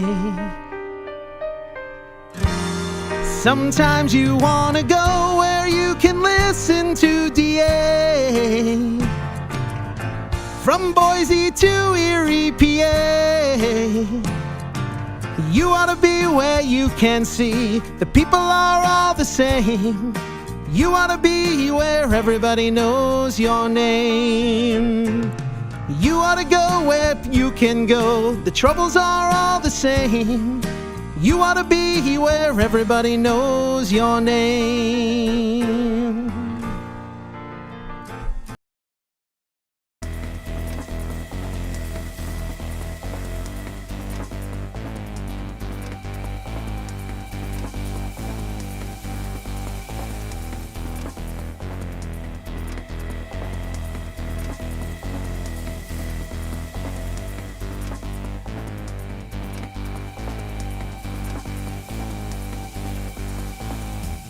Two minutes remaining.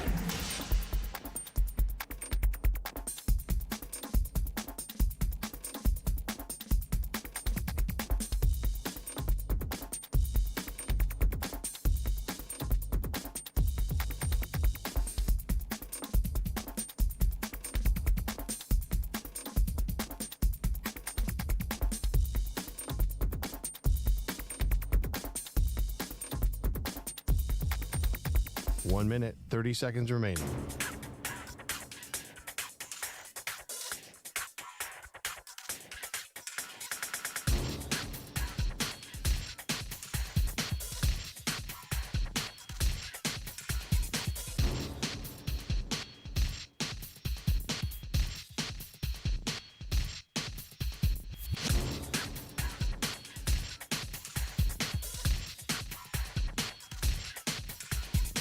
One minute remaining.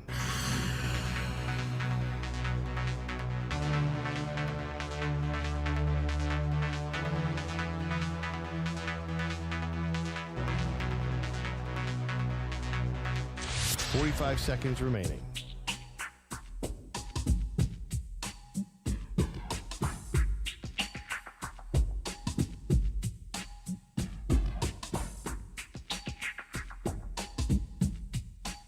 Seconds remaining.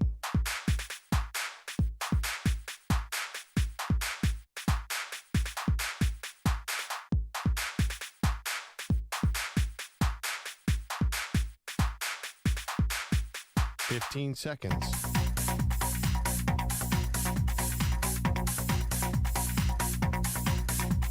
Break ends in 5 seconds.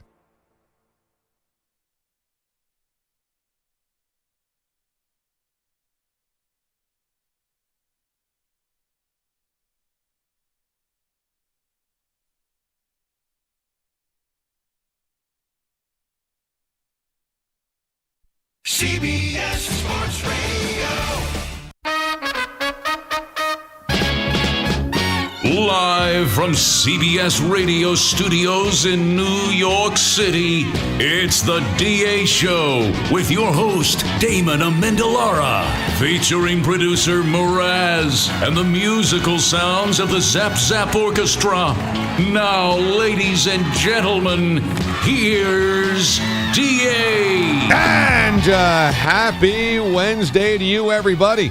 The DA Show, every weekday morning live, 6 until 10 Eastern Time, 3 until 7 Pacific on the ever-expanding CBS Sports Radio Network, as well as Sirius XM, Channel 158. I'm excited about our next guest, longtime CBS Sports college basketball analyst, a head coach in college hoops as well for multiple D1 teams, was at Villanova for nearly a decade, also at UMass as well and Manhattan. Joining us this morning on the show, the great Steve Lapis. Coach, good morning. How you doing, DA? I'm doing great. You guys had a great region in Columbus. Wow. I'll tell you what, I don't know, it must be Catalan, must be a magnet, because we always seem to get some really good games in our region. And this year we had, it was just an unbelievable region for sure. I think you're right. I think Catalan somehow is the magnet for chaos. And so from here on out, either you need to embrace the chaos or you got to ask for a different partner, because I don't think it's going to change anytime soon. It must be something to do with you choose guys. Yeah. So let me ask you about Tom Izzo, because you watched his team go to the Sweet 16 again, and everybody talks about the greatness of Tom Izzo, but you would know very intimately what makes him different. Why is Tom Izzo different? What makes him unique as a head coach? I think what makes him unique is, he has a great relationship with his guys. You see how he's as hard on his guys during a game as anybody I've ever seen. But and I know a few years ago, people were saying things like, wow, he's, yells at him. Listen, they don't know the relationship he has with those kids. Those kids respect him and love him so much. So he's able to coach them really hard. Those kids all believe, too, that he has their best interests at heart. And when you really believe that, that can be a huge thing. And those guys, I think they have blind faith in him. And that obviously gets built up over years, over, so many Final Fours and so much success. But I think there's blind faith his kids have in him.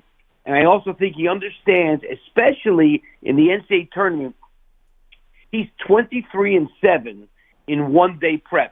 So in the second round and in the Elite Eight, he's 23-7 because he only has the 1 day in between to prepare. He obviously knows how much to give, what not to give in terms of that 1 day to prepare is very difficult. So he just has it down pat. But I think a lot has to do with who he is, his relationship with his kids, and how he's able to coach them really hard, but they want it.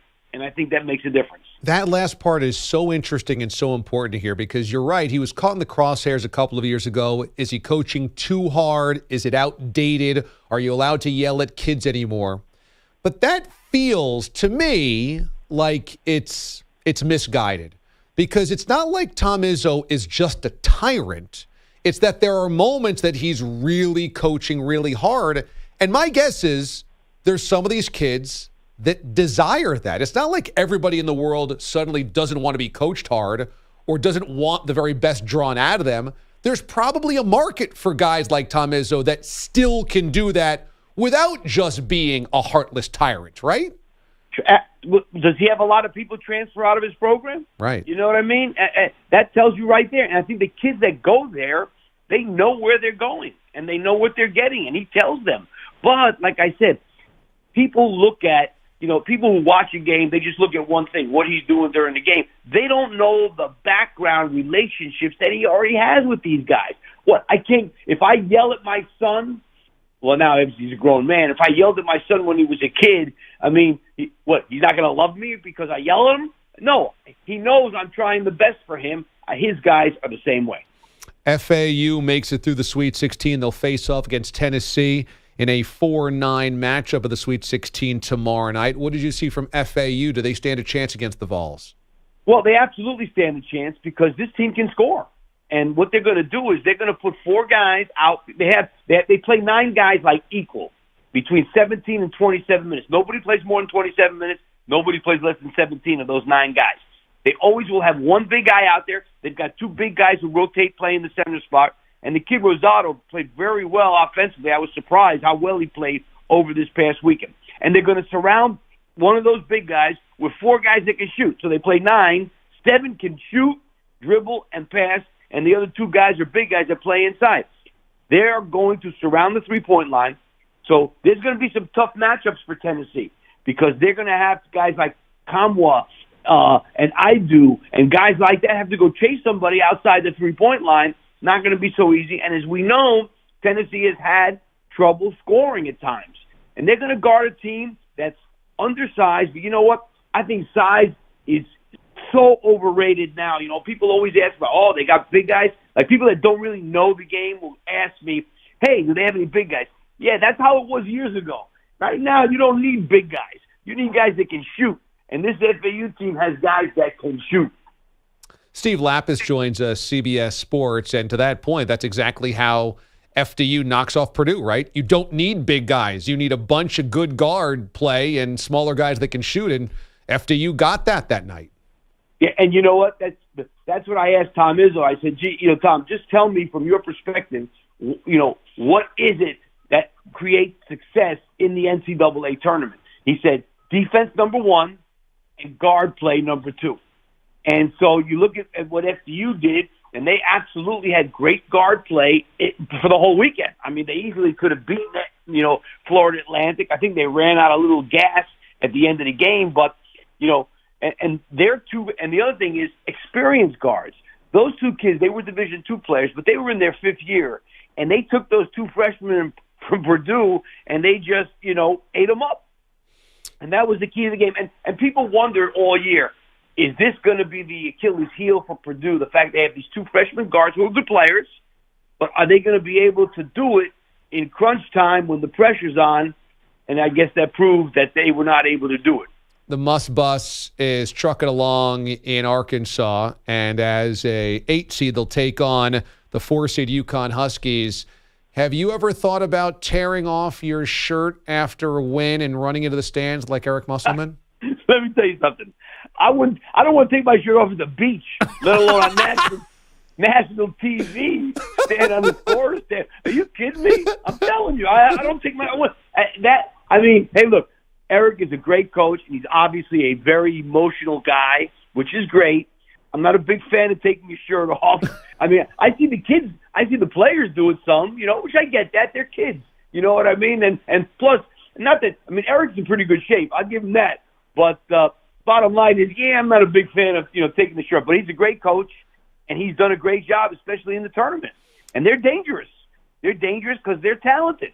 If Devo Davis does what he does, he can take over a game. Ricky Council is a tremendous scorer. Anthony Black is a very talented, but he's freshman point guard.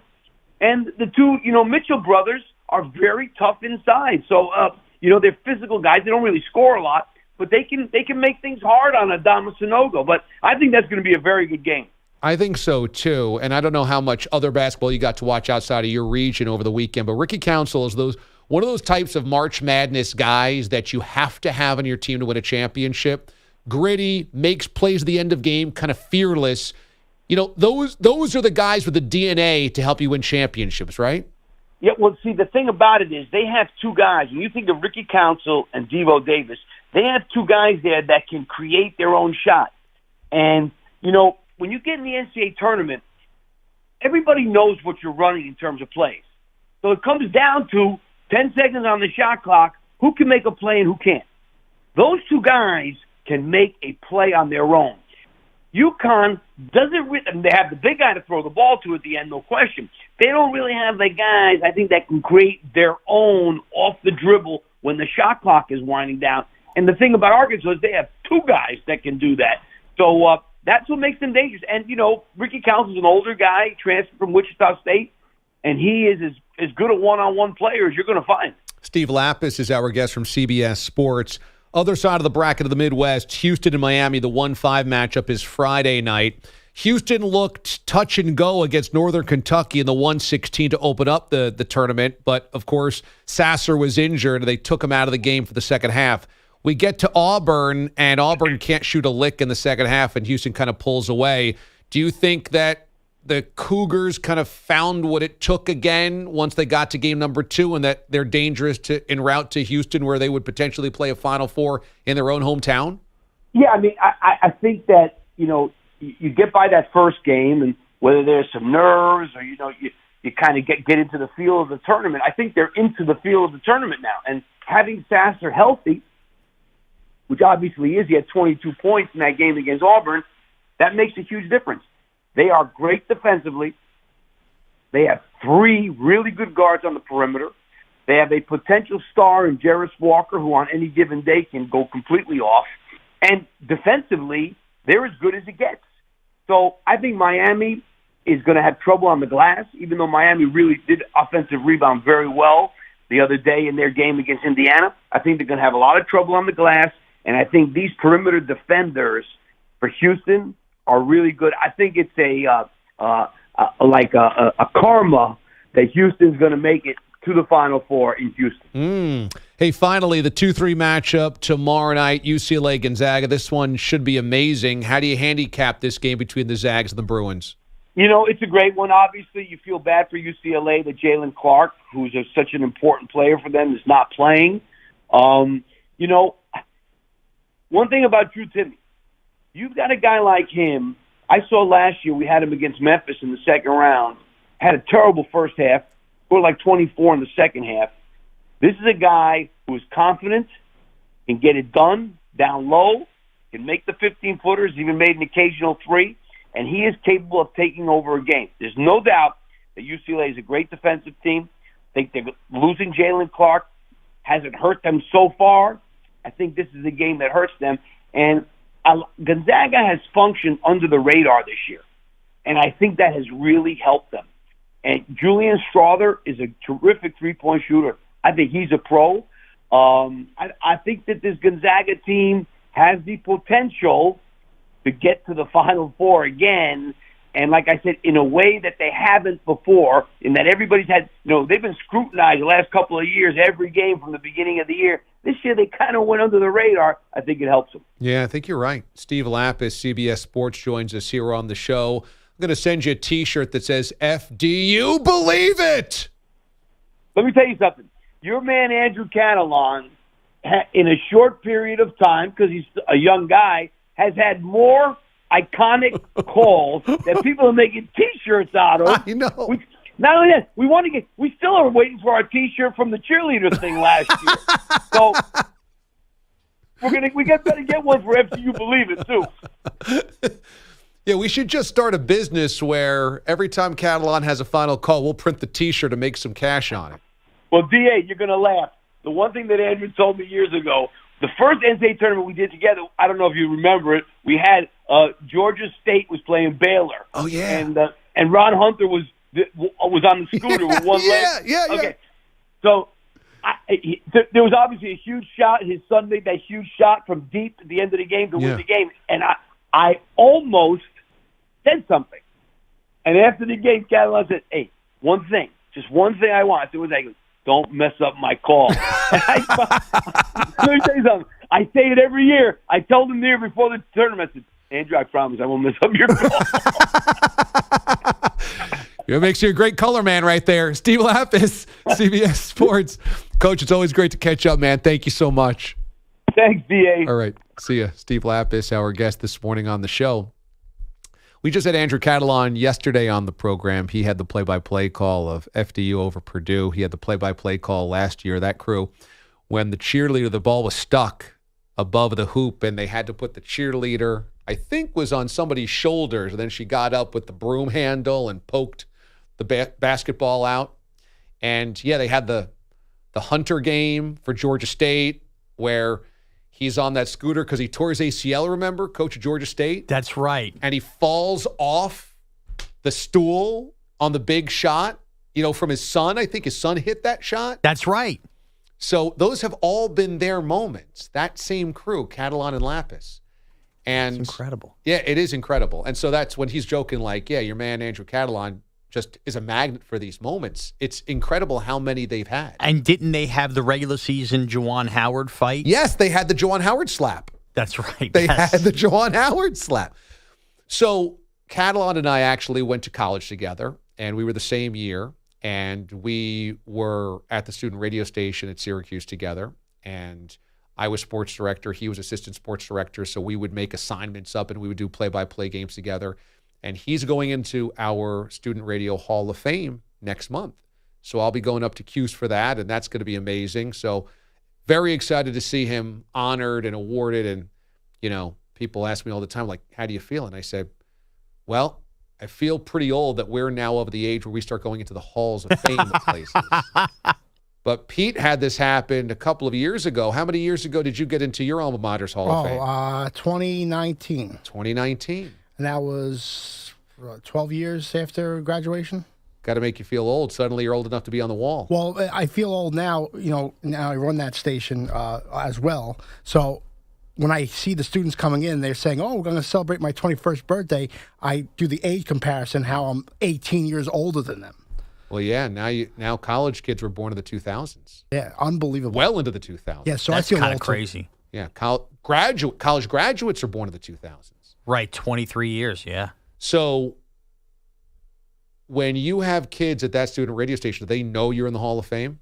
Yeah, it's on the wall. They treat you well? No, they treat me well, but I don't. Okay. I never bring it up or anything like that. Oh, you know, yeah, never. it's just about working with the students. Nah, he's never. There's no way I he's don't brought mention it it. up. No, not at all. By the way, the question is do they know he's in the Hall of Fame? Does anybody care he's in the Hall of Fame when they're walking through there?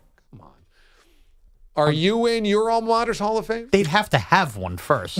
You don't know how to spell it. It's That's the me and first thing. After Hours James Baccioni. That's it. That's your hall. Everybody else, who knows where they are? Well, no, but not just communications or broadcasting. The Schools Hall of Fame? Yes. Again, it's me or James Baccioni from After Hours. That's about it. Right, because Geraldo Rivera is from your hometown. High school. My high school's loaded. High school. Frank Tanana? Frank Tanana? You talking about Frank Catalanato? Frank Viola. Oh, Frank Viola. No, none of those guys from my high school. The baseball player from my high school was Billy Koch, the former A's closer. Viola is East Meadow. Okay, Billy Koch from your high school. So do you guys have a high school Hall of Fame? Yes. Yeah, I'm not in that. You're not in that It's either. like a glass case that kids, stick Play-Doh to. Is it always athletes in that Hall of Fame? No, because I believe Geraldo's in there, and I think we had somebody on the show, Top Chef. Okay. I think. I love the downplaying of any of the Hall of Fames. He they- downplayed his high school one. Honestly, it's Play-Doh on the wall. You think it's because he's not in it? Yes. I think it's sad to have a Hall of Fame where real Hall of Famers don't exist. If What that do you makes mean? sense. Like, my guess is the Syracuse Hall of Fame is a real Hall of Fame, right? Like, we all know the legends of broadcasting that come out of there. I would feel embarrassed if my college asked me to come to a Hall of Fame where I look around and I'm like, this is it? Honestly. It's just in your case. I draw the blinds. You don't want to look at your own school's Hall of Fame. I mean, 'cause I would feel embarrassed. I would I should never be the cream of the crop of anything. Where do you think you're most famous? Was it your high school? Was it your first 2.5 years at community college? Or was it your last 2.5 or 3 years at your third? Your backyard? It's still high school. I mean, I get a nice pop from the crowd if I walk in a restaurant in town. Is that right? Yeah. Oh, people look at me like I'm a big deal in town. Give me a break. nice You pop. get a pop out of a restaurant. Nice pop. My college, I could walk in that campus. People would have no idea who I am. But if you walk into a restaurant, people know who you are in your hometown. Inevitably, one, if not two people, every time I'm out to dinner, come up and ask me if I am who I am. It's the parade. I signed 2 autographs at my town's parade. St. Patty's Day parade? I did. You signed 2 autographs? Not one, but 2. One early, one on the Taylor way and out. Payton. Yeah. Wow. Yeah. Look. What'd you sign? Babies? No, not Women's babies. breasts? One was a St. Patty's Day hat, and the other, the guy randomly had a Restraining baseball. order. He was having a catch with his kid. He had me sign a baseball. You signed a... Now, he knew me from my work over at WFAN. He seen me on the social media page. He's like, wow, I love your work, whatever. And yeah, he was literally having a baseball. Could you sign the baseball for me? Sure. It's going to be worthless, but You sure. signed a baseball. You're like Joe DiMaggio. I feel bad for them. I felt bad for them, too, but what am I going to do? You want to make a guy's day. Who are you, Ernie Banks? It's the truth. I'm ashamed. I'm ashamed when people know who I am. I don't know why. It just feels embarrassing. I'm ashamed for those people. Yeah. I'd be ashamed if somebody asked me to be in their Hall of Fame. For what? I didn't know what they spoke in Brazil. Okay, on this note, we have a listener that has chatted on the YouTube chat and has actively left the show, never to return. And he left us his Dear John letter. I'll read to you why the listener known as Unnameable Grievance is never going to listen to the show again. Oh, I'm sure this is going to be beautiful. Oh, it's good. You're going to like this. I swear you're going to like this. I promise you, Pete. DA, CBS Sports Radio.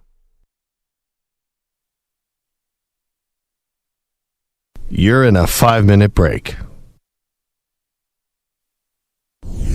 I was under the impression if you followed the Catholic religion, which I somewhat do, okay, that the first two humans were Mary and Joseph, Oh and they had my the immaculate, God. I guess, conception of Jesus Christ. Oh my God, that's an all-timer. Well, why would it be immaculate then if they're creating something we've never seen before? Come on, everybody. Mary was a virgin. So they were living with other people. They were. I thought Mary and Joseph were kind of like Adam and Eve. Bogus walked out. Well, who do you think Adam and Eve were? Mary and Joseph. Although they were like the same people, but it's like if you don't believe in the Catholic or Christian religion, you believed in Adam and Eve.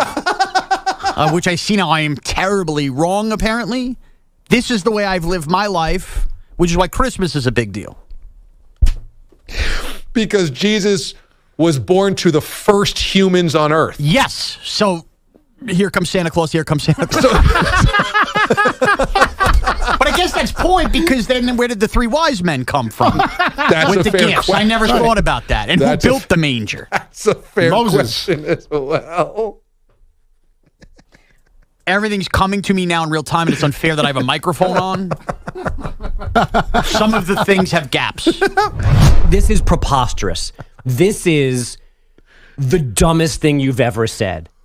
I cannot believe the 3 or 4 cents that just came out of your mouth that you thought Mary and Joseph were the first people alternately called Adam and Eve for non-believers. I got nothing else. I got nothing else. I got nothing else. If it makes you feel better, Bogus, See you tomorrow. I'm not Done for making the day. excuses. You're right. I'm wrong. And nobody is more embarrassed right now than me. Mary and Joseph, also known as Adam and Eve for the non-believers in the audience. Dual roles. How did we get the 3 wise men? They came over on the ark.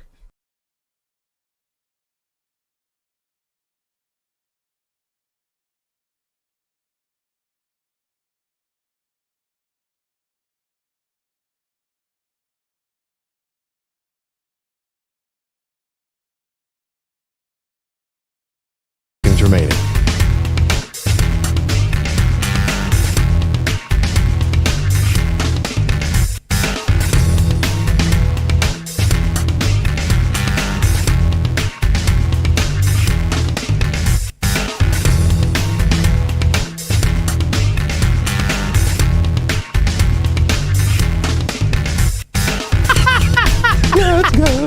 Let's go, Jets. 2 minutes remaining.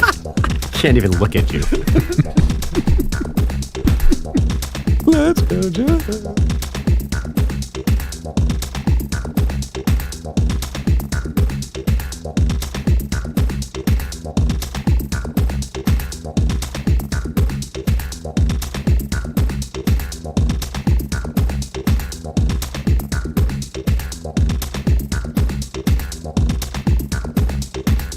One minute, 30 seconds remaining.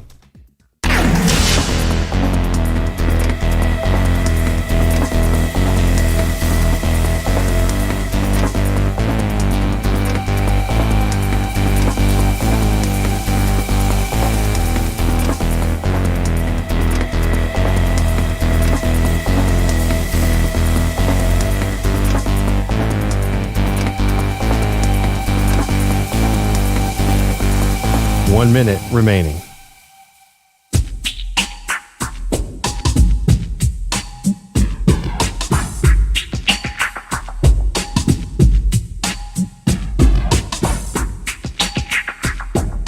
45 seconds remaining.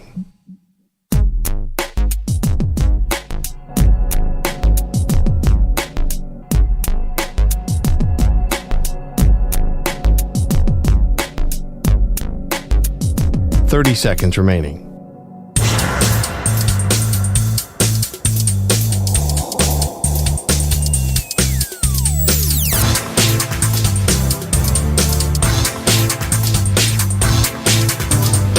Seconds.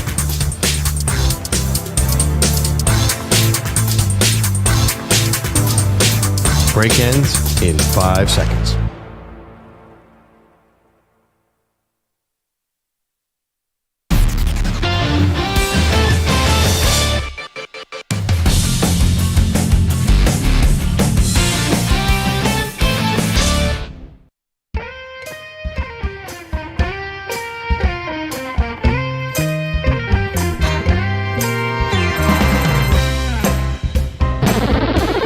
I think the smell of vomit is worse than the smell of poo-poo. DA on CBS Sports Radio. Deep Thoughts with Stuart Smalley. Poo-poo. Welcome back. DA with you here on CBS Sports Radio. You can watch us. Check out the YouTube app on your phone or YouTube on your computer. Watch us there. You can also watch us on Twitch or at watchda.com. So, Cap has brought this to our attention on the YouTube chat where the aliens respond to the show. A user by the name of Unnameable Grievance weighed in. And this is sad. I never like to lose listeners. And I realize we do something every day that's taste-based. You know, I could do 4 hours of sports takes. I've done it before in my career, but it's a morning show. We've got a great cast of characters here. We know that Mraz is a loose cannon all of the time. We all like to bug one another, make fun of one another. I think the magic of the show, the chemistry of the show is that everybody gets a voice and we play it well off one another. So that's why I chose this route to have everybody be part of the show. Ain't us. But it has not been welcomed by all listeners. Unnameable Grievance writes, well, guys, it's been a good run. You guys were great, but I simply can't take Mraz anymore. His ridiculous Princeton take just shows how much of an envious troll he is. And his WBC tweet and takes show how inconsiderate and lazy he is. This is my favorite part. DA, you are great. Oh, thanks. AB is amazing. And Pete the Body is a saint for dealing with it all. I will miss the show, but I simply cannot listen to Mraz anymore. Unnameable Grievance ends it with, peace to you all. As though he is going to walk off a cliff now, or we are going to perish. So that was hard for me to read. Cap, of course, alerted me to this, and I don't like to hear that a listener has to leave the show because he or she can't take what we're doing. I want this show to be a place where you come, smile, laugh. It's familiar, it's regular, it's consistent. You want to come to a radio show, much like your bathroom break. You want it to lighten you up, be consistent, make you feel a little better on your way out the door. Hopefully nobody walks in on you. Yeah. Listening to this show. Hold on. So what am I to do here when somebody leaves, actively has to exit the show because even though they love us, myself, Pete the Body, AB, they can't take Mraz? What do you do there? Oh, if I may. And you may. This person's full of it. They'll be back tomorrow at 6 a.m. Eastern time. I really believe most. Specifically Eastern time. Well, we've been, he could be on the West Coast. We have seen some of these tweets before, and then inevitably what happens, a week later they're tweeting, complaining about something else but the show. They come back. If this person is gone, I just want to say I'm sorry. it sucks that my takes have offended you, and I don't want to offend anybody, but it's just the truth. I can't root for Princeton, and it's fine if you like the World Baseball Classic. I don't think I stated anything wrong. If it was that big event here, I didn't state anything wrong. Maybe it's the manner in which I'm presenting it. Maybe that rubs people the wrong way. Maybe. But you don't bite your nose to spite your face. Take care. What's that phrase? You don't bite your nose to spite your face. Yeah, how would you bite your nose? Wait. Can you just say it slowly one more time? You don't bite your nose to spite your face. Okay. How would you bite your nose? I never understood that saying, but what? You're going to silence me to please one man? I will not be silenced. I think that's the You will not be silenced. Now, if I burp on a PGP, I'll be silenced. But today, I haven't The most done anything egregious wrong. violation in show history. We used to have standards around here. Belching during the PGP. Take care. There used to be rules. You can always tell when DA's mad at me because that's when you do get the 4 hours of hard sports talk. That's what. We're not It hasn't happened in a while. No, I you're feel right, like you though. might have broken him. Those days, you're like, oh, he's mad at Mraz about something. We're not throwing passes in those games. Is it 7:15? Have I heard Sean yet? No. Right. What did he do He's this like time? Adam Sandler in any given Sunday clear out. This is I formation up the gut. That's right. The whole game. That's right. Run the clock. That's right. No, he's on a Trash Tuesday. I guess I got to let Mraz go. All right, real quick. I can play iso ball at the best of them. I can take my Kobe 70 shots a game. Don't worry.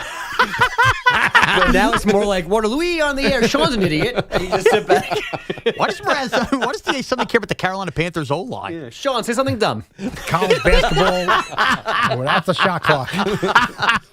I got something on Cam, something on Aaron Rodgers, some on the WBC, but you know what? To hell with it. Mraz, say something stupid. Get a taste. Princeton sucks, huh? How about those Ivies? Oh, my God. They're smart and they can shoot. So Brad Keselowski goes to a porta potty. Mraz, take it from here. Hey,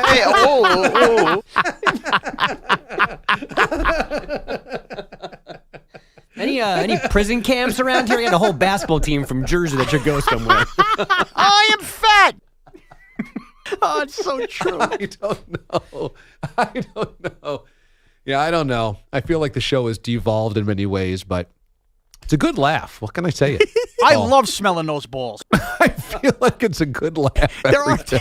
There are days I feel like we're just doing the show for the four of us, and we're just It definitely feels that way. I have a weird waist. It definitely feels like this has become 4 hours of just trying to make each other laugh. I have a big wiener in my hand. I talked to my buddy Pens yesterday. He goes, I saw that clip where you were dancing effeminately. I don't know why you were doing it, but it was pretty funny.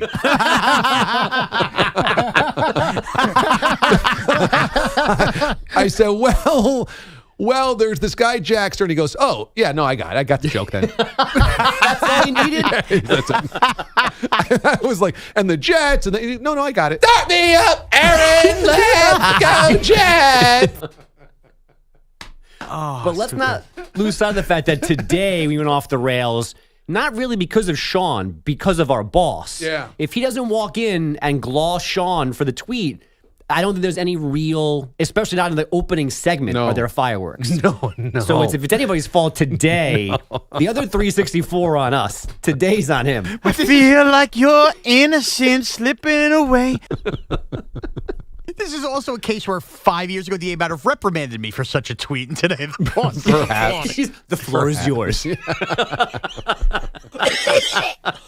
It's either Rosie the cat, the Bourbon Bell, or I've just been worn down over 11 years to where I can't fight it anymore. It's the worn down. Yeah, But how do I get there? How much longer? I'm just so much softer towards Mraz's idiocy these I think days. 11 is the number. I don't know. It's more entertaining than anything And else. what are we on, Pete? We're halfway there? Well, on this show, yeah, halfway there. For me, it's been 16 years. We actually just passed our anniversary working together. It was March 20th, 2017, was the day that we moved into mid-mornings and joined these guys. Wow. Yeah. 6 years of Pete. Six years. Yeah. That wasn't a calendar year switch? It was No, March, spring. huh? March. Yeah, It was spring. March. Yep, March 20th. And he still won't throw it It's a out. hot candy. What's that? He still won't throw out the Taz and the Moose polo. Wears it proudly. Well, he knows this show might not be on for the air for much longer. He's got to make sure he keeps. And we're really good with second and third chances around here, so you could get Taz and the Moose right back in this spot. Nothing. I have not changed from this seat since this network started. Same Taz, different Moose though. Pete roots for the laundry. Hefty. Yeah, it's actually Taz and Mike Musina coming up here. That's like somebody stealing a Hensley Mullins Yankee jersey. They were Yankees. It's true. By the way, Twitch gaining support for that YouTube comment. Hot Curry to go wants to say, this dude literally pooped his pants on the clock. He gets laughed at for a living. His poor kids, their dad is morbidly obese man who gets laughed at for a living. Well, it's a fair point from Hot Curry to go. Is that a Steph Curry reference? That's fact. Well, it's not completely right. He's off the charts obese, if you remember. I don't know if it's morbidly. I think I did check that. No, I think I am morbidly obese, but then we question the definition of morbidly obese. Really splitting hairs on that one. Yeah, we had a chart, and the weight that Mraz was and the height with what he was not discernible on the chart. Right, but that would be morbid, wouldn't it? Well, no, I think you're beyond morbid. By the way, hot curry and moist pork. Is Twitch just a food truck at this point? I mean, the usernames of our listeners is just ridiculous. There's also warm churro, lukewarm churro. Yeah. That's a real bracket. That's my current fave. All the listener handles. There's also Mraz's 100 pounds, then DA's 100 pounds. And that picture. Mraz is always wrong is a good one, too. I think Hawaiian Tony Danza is a great number one seed. It really is. That's a legacy seed, yeah. I still think he's like UCLA. Art Bobart. Art Bobart's got it. But all the ones that we just mentioned are references to the show. Art Right. Bobart is just his own name. I mean, Hawaiian Tony Danza was something that I said once, that one guy looked like a Hawaiian Tony Danza, and suddenly that was a username. All these years, I thought Art Bobart was from a story we did. No. No. One time there was a listener, a few times, Larry Appleton. Yeah. That was my favorite. Yeah, just because we talked about Perfect Strangers That's right. once. That's right. Yeah. Standing by headlines, kind sir, Andrew Bogish. It's electric. DA, they are the two best players on the planet. They're teammates for the other 49 weeks of the year. But last night in Miami, it was Shohei Ohtani against Mike Trout with the WBC on the line. And Ohtani K Trout with a 3-2 slider for a 3-2 win, the third WBC title for Japan. Unless Ohtani changes teams in free agency, we may never see that matchup again. Which he probably will. Yeah, so U.S. manager Mark DeRosa appreciated the moment. I was just thinking about all the people around the world watching a game like this. It never usually plays out like that. He just wished it played out differently in the end. The American lineup 0 for 7 with runners in scoring position, struck out 8 times against 7 different Japanese pitchers. Again, losing 3-2. A double whammy last night for the Clippers, a 101-100 home loss to the Thunder.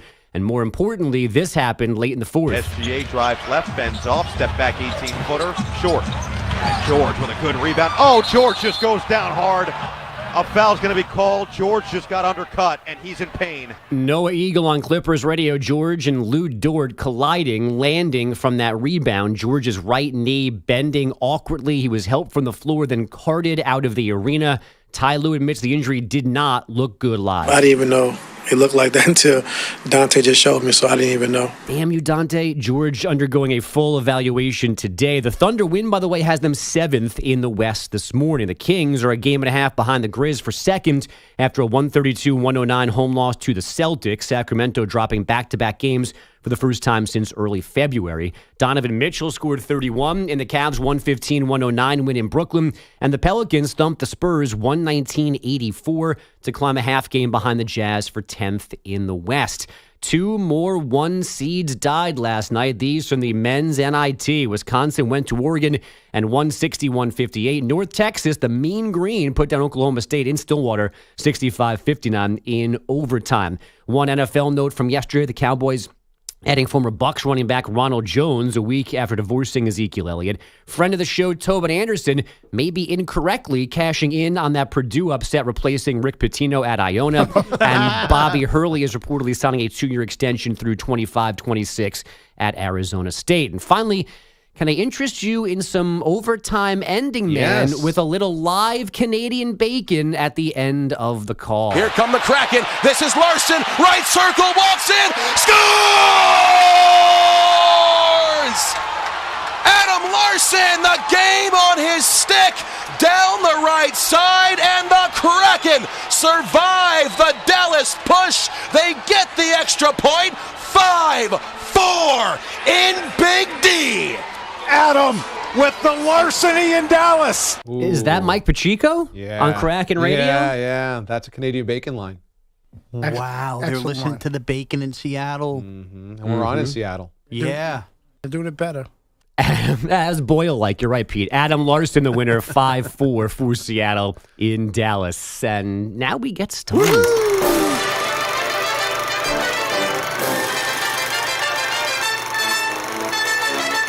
It doesn't take much to surprise this bouncing baby boy. This is honestly the most stunned I have ever been on the show to a news. The DA show is stunned to a news. And we are stunned courtesy of the Wizard of Watch DA. Oh. This is the new pandemic, another runaway cow in our neck of the woods. As the New York Post writes, quote, this bovine busted a move in Brooklyn Nice. Tuesday, escaping a slaughterhouse and wildly running through the streets of Canarsie. The cow sounds a little That's like... in Brooklyn. Yeah. A little like Derrick Henry running through one tail tackle, then he juked another would-be defender. Finally, though, the 4-month-old calf was caught. However, it will not be your next veal parmesan like its predecessors. The escape from the slaughterhouse gets it a trip to a Pennsylvania farm instead of death. Do you think there's like a newsletter that they're like passing around going, guys, if you can get out, they'll let you live? Great Look, idea. I think that animals are far more cognitive than we give them credit for. And a cow kind of might sense something's wrong, smell something, vibe something, and then it's like, I've got one chance, you know? And then that's his one chance. I like the idea that he's not going to get sent to the slaughterhouse. Now he gets to live a decent life. But these are hard. This is why I was eating those damn chicken nugs that are plant-based, is because these stories are hard. They are hard. I just ate a hamburger the other day. Now I feel bad. Don't be a coward. Let me just say this about this. Do we really believe it went to the farm in Pennsylvania? Do you think it's what they tell us to make us feel better about the ending? Could be. I think this is a, hey, guys, no, he's going to survive now. And then the moment we stop looking because we're happy with that answer, next thing you know, we're having a burger. It's all very hard. How could it be? How could the moment they get loose, that means that's earned their freedom? That sounds like quieting the press. How about maybe he was just spooked because he was in Canarsie, of all places. Imagine running out. Yeah. Where am I? What the hell is this? I'm going to have you guys all try those nugs here soon on the show. I think you'll like them. I'm in. N-U-G-G-S. They have a chicken on the box. That's misleading. They are not chicken. They are plant-based. That should be you didn't kill a chicken. I've actually looked for them. I cannot find them. Really? No, they're there. They're in the dairy aisle. That's why you're missing them. I did find strawberry Pop-Tart ice cream. They're in the vegetable aisle. You're not going there. Skipper Tim tweets, that listener left because of Mraz, but I stay because of his ignorance. I just want to know exactly how stupid he is. Every day I find him dumber and dumber, but I love it. He's a fun, lovable idiot. The comedy is why I listen, but I also respect his sports takes most of the time. Getting lost in all of this is that I do have pretty sound sports takes. Sometimes. Just Some Guy goes even further. The only thing that would ever make me leave the show is suffering through a half hour of DA ranting alone. The cold open needs to go. Mraz is the reason the show is good. Like it or hate it, he makes the show entertaining. Who wrote that, Mraz? Now I am going to bow out of that. I like the cold open. That's right. You're ashamed of these things, but tell us again how you signed autographs the other day. I'm just ashamed. I got to do what I got to do for the people. Ostrich Eye says, I would argue most D-aliens listen because of Mraz. Folks, if you want to find the fastest way to get me to not talk on the air, just keep giving DA those tweets. And Ragnar Razorback says, I'm working hands-on today, so I know this is a little bit late, but I just wanted to commend Bogues for not open-hand slapping Mraz for his WBC take. Dude, your most famous segment, Canadian Bacon's, based on a sport that unfortunately is really not. It's one of two. Oh, hang on. There's another tweet coming. Most people don't care about. Bro, you work in sports. You knew what channel it was on. I would never leave the show because you guys are all great, but it does get difficult to honestly believe you on some of your takes. Yeah, Bud, you just answered the question. Why do we do a hokey segment with puns and songs for NHL playoff highlights? Because it's not that important to the mass public. That's why Canadian Bacon exists. But you also are the guy selling us on 17 different versions of spring football, which is part of my frustration. No. But Won early. I've given up. I gave up that fight. I think it sucks. And another thing you need to give up is those one-line jokes that you try to do. Like Somebody in a already comedy tweeted club. me the coward joke. They love Pete, it. one thing at a time. My goodness. Save that for Friday. Please, just cut my right ear off. I can't hear them anymore. They're awful. You know, if They you all started suck. cracking up more at them, I'd stop doing them. Ridiculous. They are awful. Jeez. But don't be a coward. Yeah, it's stupid. Totally Bad. stupid. It Really bad. stinks. The whole thing stinks. When we come back, the takeaways from Cam's Pro Day. DA, CBS Sports Radio. You're in a 5-minute break. Ostracized. The ranch craze is fell back to the pack a little bit. I mean, it's trailing salsa again on shelves everywhere. Is it? Yeah, Mayo Chup recently from Heinz has surpassed a little ranch. But the idea you're going to put ranch in pastry, I mean, it's nonsensical. It doesn't make any sense. And frankly, it's a disgrace to anybody who loves sweet and salty. Also, the Twinkie itself, that used to be a big fat joke. Have another box of Twinkies. That's right. Twinkies have really phased out, too. They've gone the way of CDs. You don't hear much about CDs or CD players in cars anymore. Same you hear about Twinkies in the fat snack game. I think you're right. I think Twinkies have fallen off the map, especially in the fat snack game. And I don't understand. I never understood the infatuation with Twinkies. I don't think they're good. Yeah, and here's the deal. Number one, a lot of people don't like cream exploding in your mouth foods. I've made that sense before. And that's understandable. Okay, but if you're going to use white cream, it only should be involved in some kind of chocolate exterior.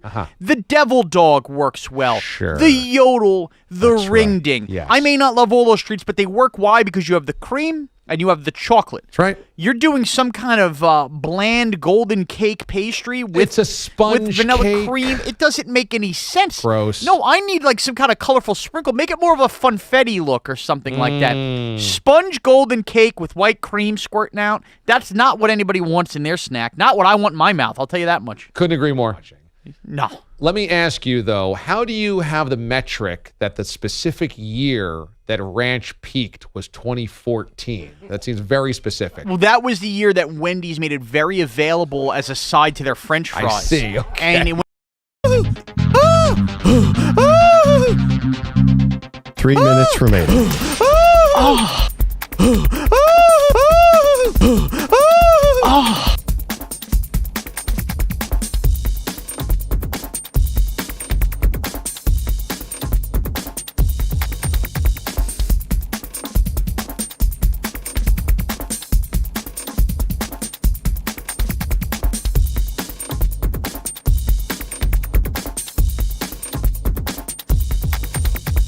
2 minutes, 30 seconds remaining.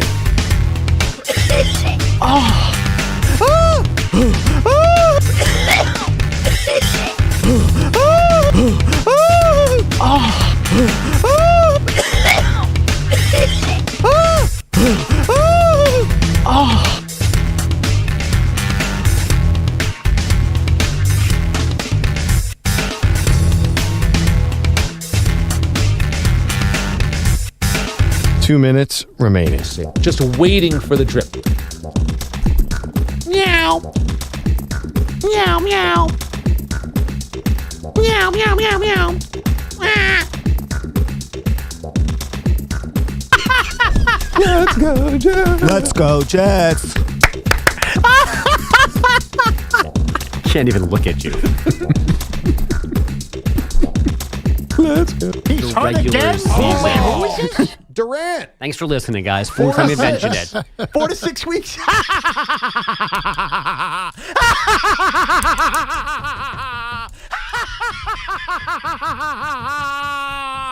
Enjoy the pine, buddy. Enjoy the pine. Thank you for Mikal Bridges. Enjoy that pine. Eat that, Phoenix. Eat it.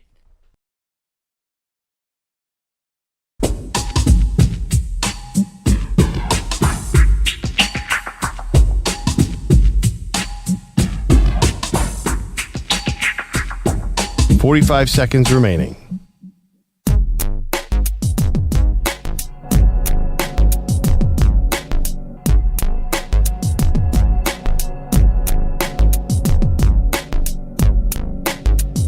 $30 seconds remaining.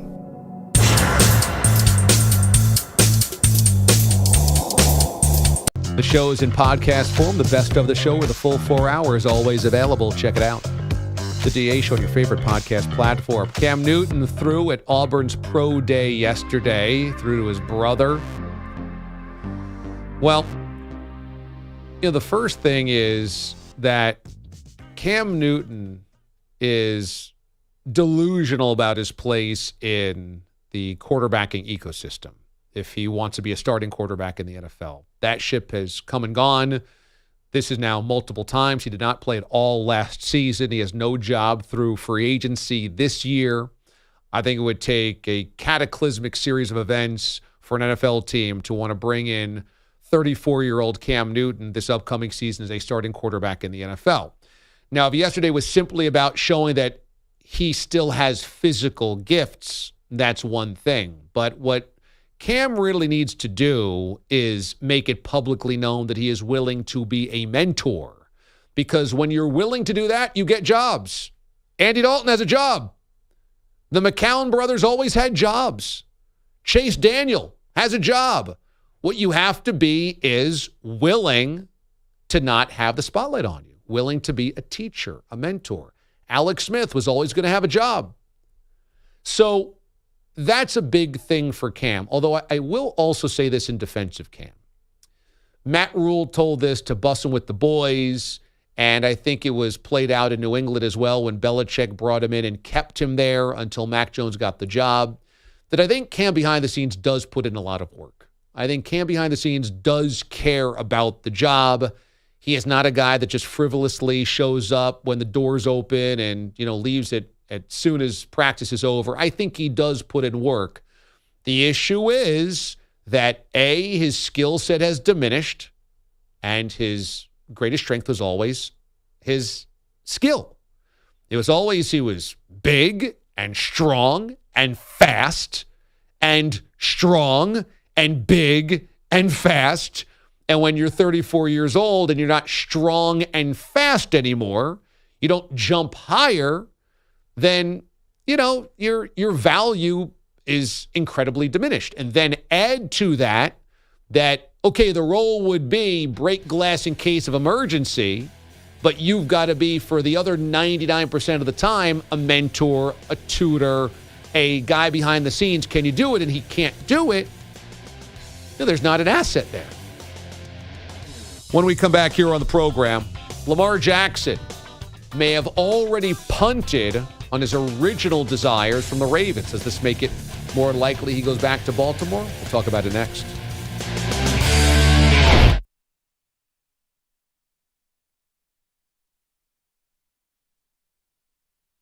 You're in a 5-minute break.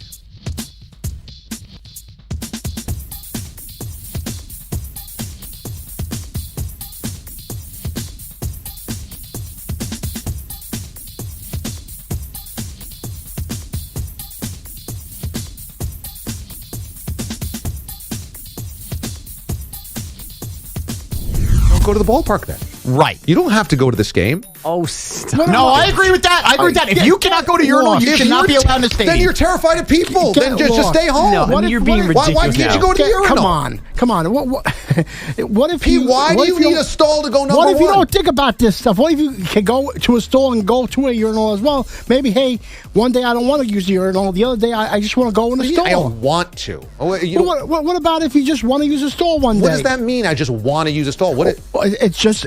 I'm going to the bathroom. Oh, hey, I want to use a stall this time and not the urinal. So you want to eat a lollipop for dinner as well? I mean, you don't just get to do whatever you want. Right. Whoa. What if I want to run this red light? It's just like telling people I don't want you in my elevator. You can't do that. You guys sometimes are terrible at comparisons. This is like running a red light, Sean. Going in the well, but you're holding people in the stall. Up. Is that fair to the guy? Guys, we've been to a million games, a million concerts. There's always lines for urinals to the point where people go into the stall to pee to beat the line. That's a different situation. No, we're talking about the opposite. But you to throw that out. That's a straw man argument. Nobody's saying there's not enough urinals, so use the toilet. This is taking up a toilet because you're scared of the urine. But my point is, there's never a run on toilets that you can't go pee in there real quick and get out of the way. That's the whole point. That's bogus. You got to remove yourself from the conversation. Okay. That's the whole argument. The whole argument is in that's these why new Steve Ballmer's stadiums. putting in toilets because there's too many. There's not enough toilets. There's usually you get in and there's like 6 toilets and 70 urinals, and you always walk in and then you realize the line is backed up because there's 4 open urinals and 6 people are deep on the. This happens all the time locally, these venues. I don't know what's going on at Dave Matthews concerts, and maybe you've seen that. I'm just telling you what I've seen, and it's got to stop. If you have a stomach bug, if you have a stomach bug and you're screwed because Pete the Body Bilotti's afraid to go in the urinal, is that fair? Did I just say, you know what I just said? I did not say I was scared to go on the urinal. But you just said you just wanted to. You didn't give us a reason. Well, yeah, maybe one day I want to just use the toilet. You can't just say that. Why Are you scared of why using can't the I urinal? just say that? Because what does that mean? Because I don't just come in here and go, guys, you know what? I'm just going to talk about horses all day. I have to talk about sports, Pete. You got to do sometimes what you don't want to do. I'm on the line to go to the urinal or use the toilet. I can use either one to do whatever I have to. Well, yes, you can do whatever you want any time in life. That's not the point here. The point is you're taking up resources from somebody that needs them and you don't need it. 2 minutes remaining.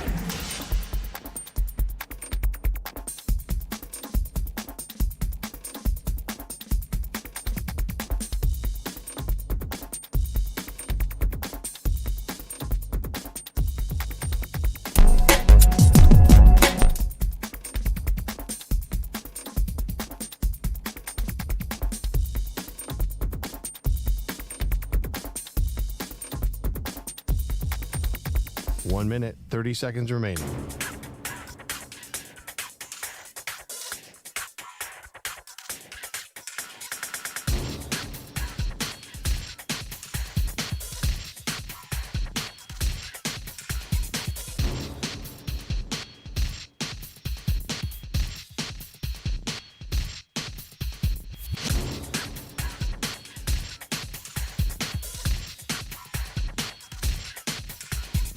One minute remaining.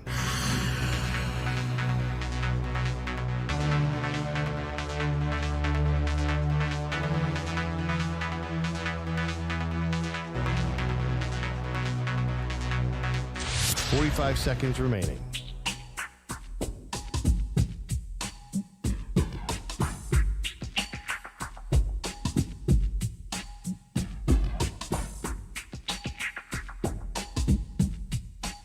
Seconds remaining.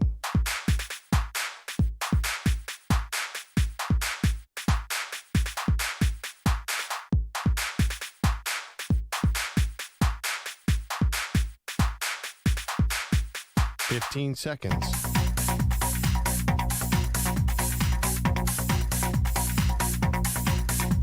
Break ends in 5 seconds.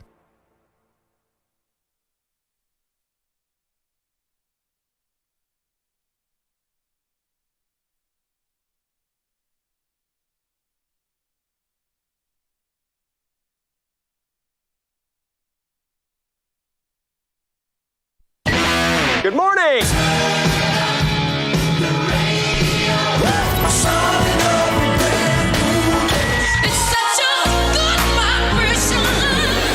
Morning, DA. How are you? up, DA? Permission to enter the mothership, brother. Ever heard a sports talk show like this before? Didn't think so. What's going on, Dirty?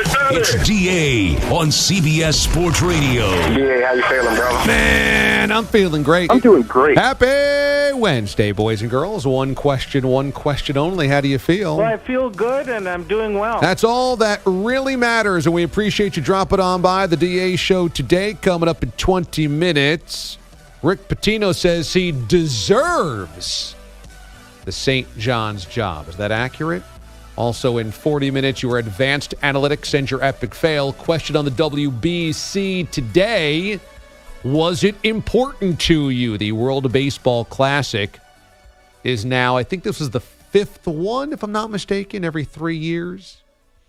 Dates back to 06, 07, I think.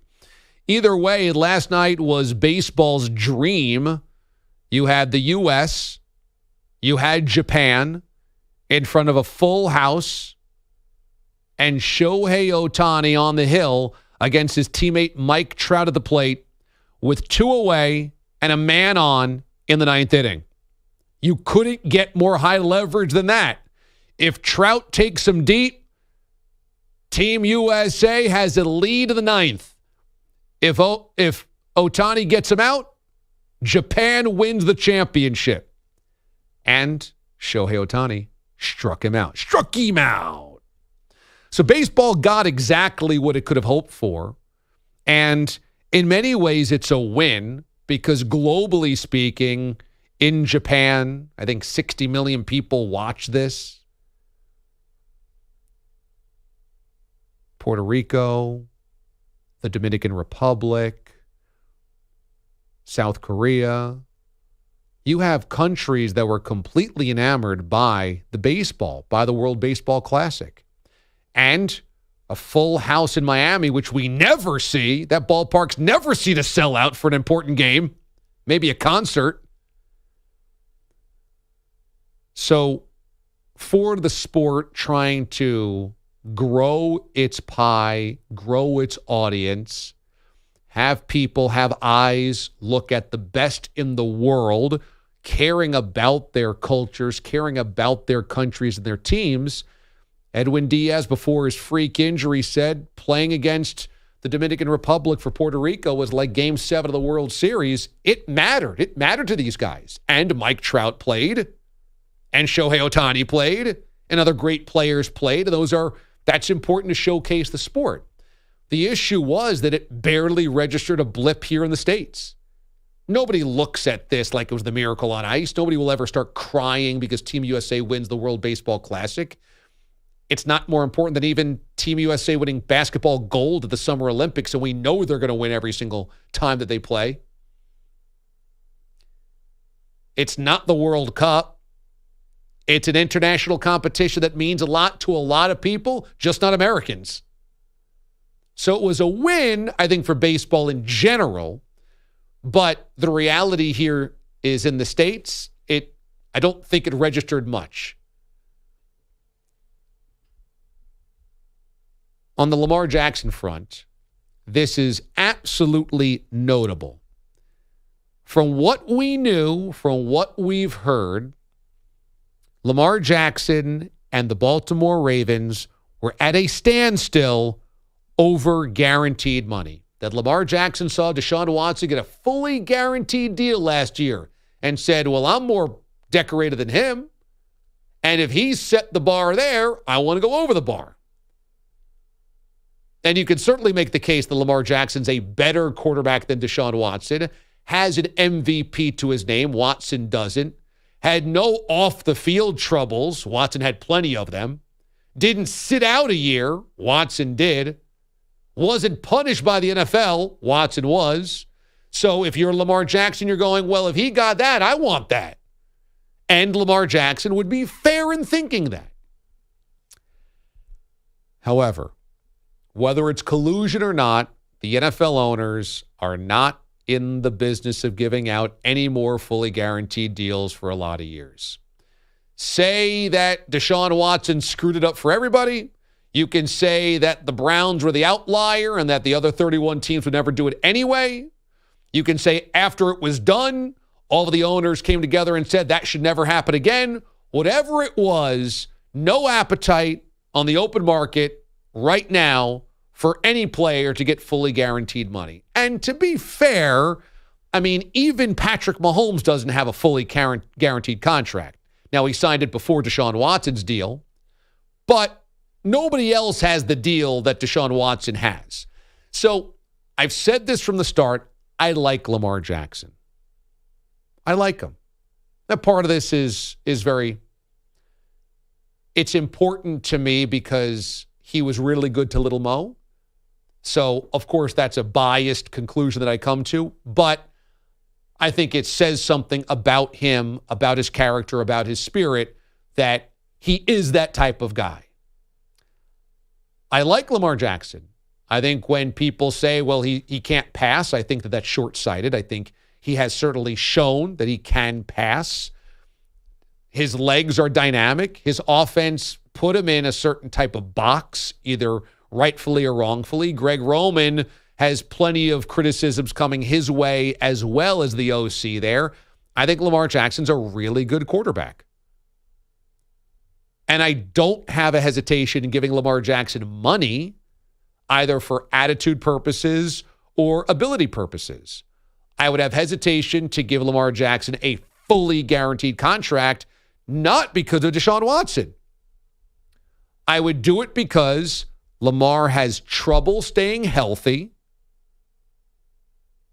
and the fully guaranteed deals have never happened outside of one time.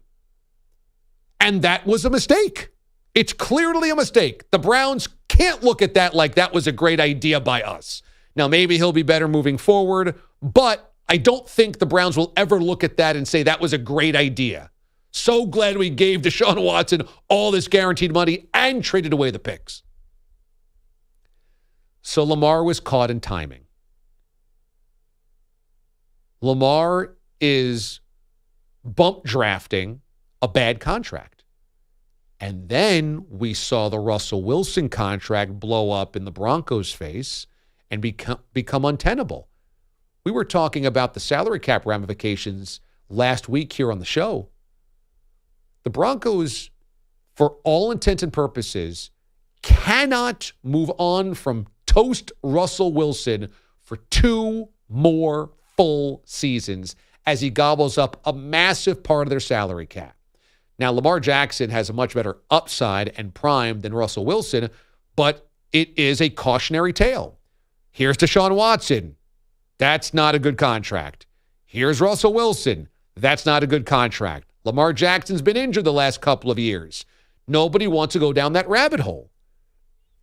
So what we found out yesterday is that apparently he's not asking for it fully guaranteed anymore. Now, it's hard to know exactly what's real and what's not because he's his own agent. But if he's no longer looking for a fully guaranteed contract, it changes what the Ravens will do and changes what other teams will do. Per multiple sources, a representative for Lamar contacted more than one team in an effort to spark negotiations and said he does not want a fully guaranteed contract. Quote, some regard this as a possible exercise in semantics, writes Pro Football Talk, with Lamar still wanting a very significant amount fully guaranteed, up to $200 million or more. Another source says that representative is telling other teams Lamar is ready to move on from the Ravens. This is really important because what Lamar could have always benefited from is having somebody in the space that knows how things are working. An agent. It sucks to give up 3% when you feel like you can do the same job. It sucks to have somebody who is talking for you and you're not in the room. It sucks if you got to give somebody cash and you worry about their intentions. I totally get all that. But having a pro who's done it before, who has connections in all the front offices, knowing who is getting what, how much they're getting, how many years they're getting, what one team will do, what another team won't do, and being a shield from hearing from your employer that you're not worth it for X, Y, and Z could have always prevented this. Because I think Lamar took business and made it personal. And I'm not saying that the Ravens are without fault here, but you take business, you make it personal, and then suddenly you don't see clearly anymore. If Lamar is dropping his demands of a fully guaranteed deal, he's starting to see the reality of the business, that it goes back to business, not principle. And if it just goes back to business, he's going to be a Raven. That's it. Because the Ravens, I would think 99% will match whatever the open market is, whatever the price suggests for Lamar Jackson. I don't think they want to move on. I think the Ravens want to search for a new quarterback. And if they're going to match whatever the highest offer is, then Lamar would be smart to stay where he is. He's already had success. They've gone to the playoffs multiple times. He's won an MVP there. John Harbaugh is going to be there for a good long time, so he's got stability. He's got a head coach that loves him, publicly states how much he loves him. That's the right fit for Lamar Jackson, especially if they start weaving in different concepts into their offense to awaken him a little bit more.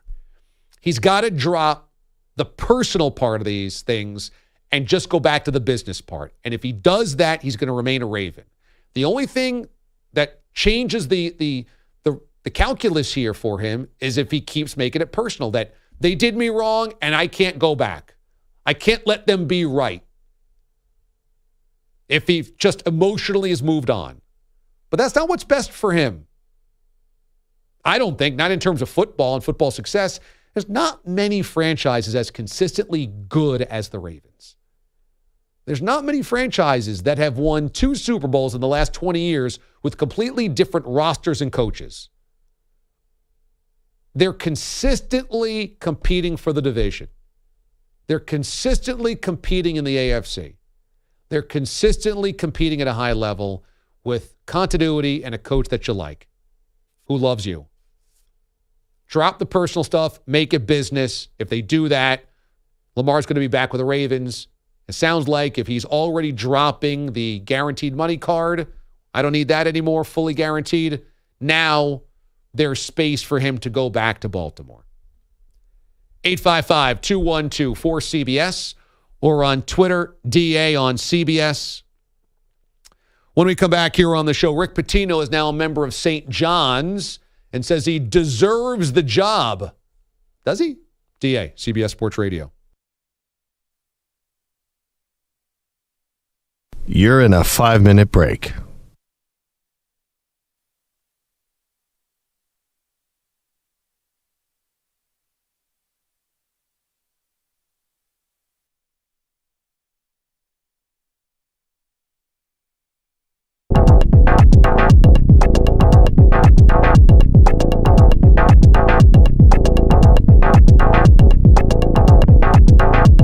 Four minutes, 30 seconds remaining.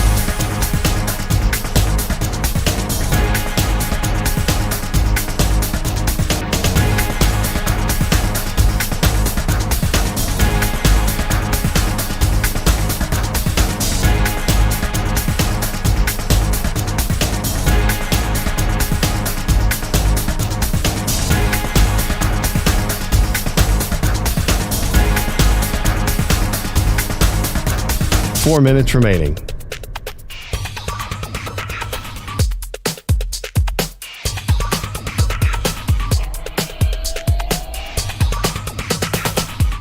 What's the first song Rihanna sings at halftime? Sings, not playing notes, the lyrical singing. What? The first lyrics that she belts out, that song is the tiebreaker. And if it's not a song they mention, it's the first song between them that they choose that gets sung. Yes. And if there is a tiebreaker that is needed, my first Rihanna song will be Please Don't Stop the Music. Also, before I leave the desert, I'm trying to book this guy. I've never heard of him before. Shea Gilgeous Alexander, I think his name is. And your tiebreaker? Tiebreaker is going to be Run This Town by Rihanna. Okay, now that's a medley with Jay-Z. Right.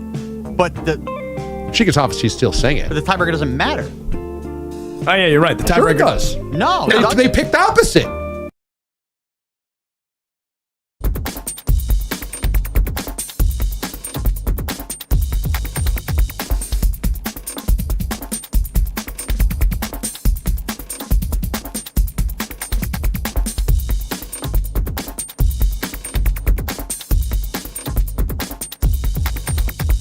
Two minutes, 30 seconds remaining.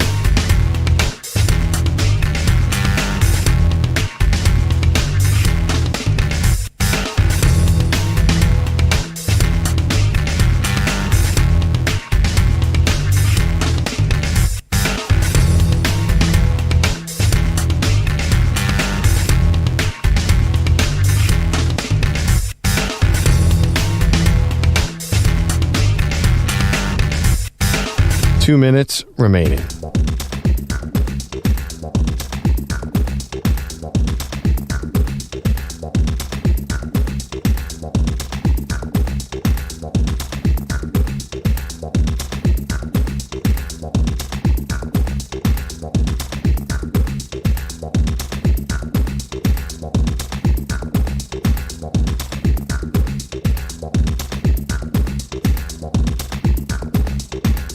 One minute, 30 seconds remaining.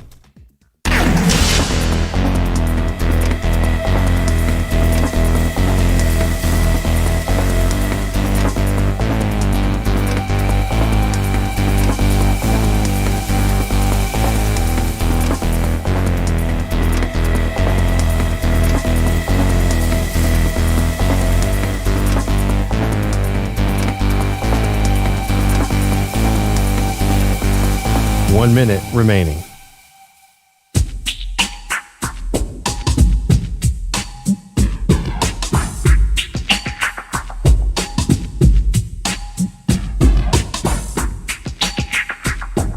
$45 seconds remaining.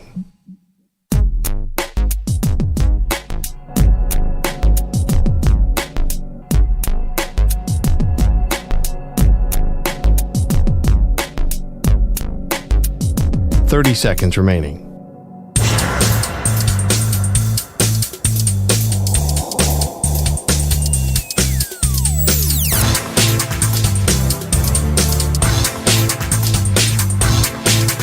$15 seconds.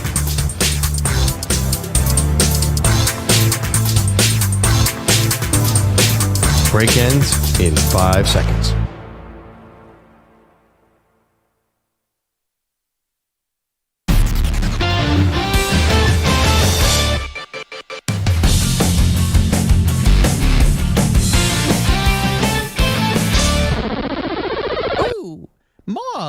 Margaret, would you like to have a little tea and crumpets? And then let's watch our way into the Sweet 16. Like, that's not what you're rooting for.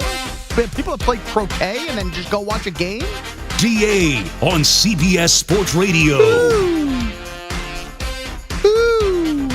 Welcome back. You can always watch the show on YouTube every single day. Check out the CBS Sports Radio channel to watch us on YouTube. Also on Twitch and at watchda.com. Bob reminds me nobody was on base in the WBC in the ninth inning. That's right.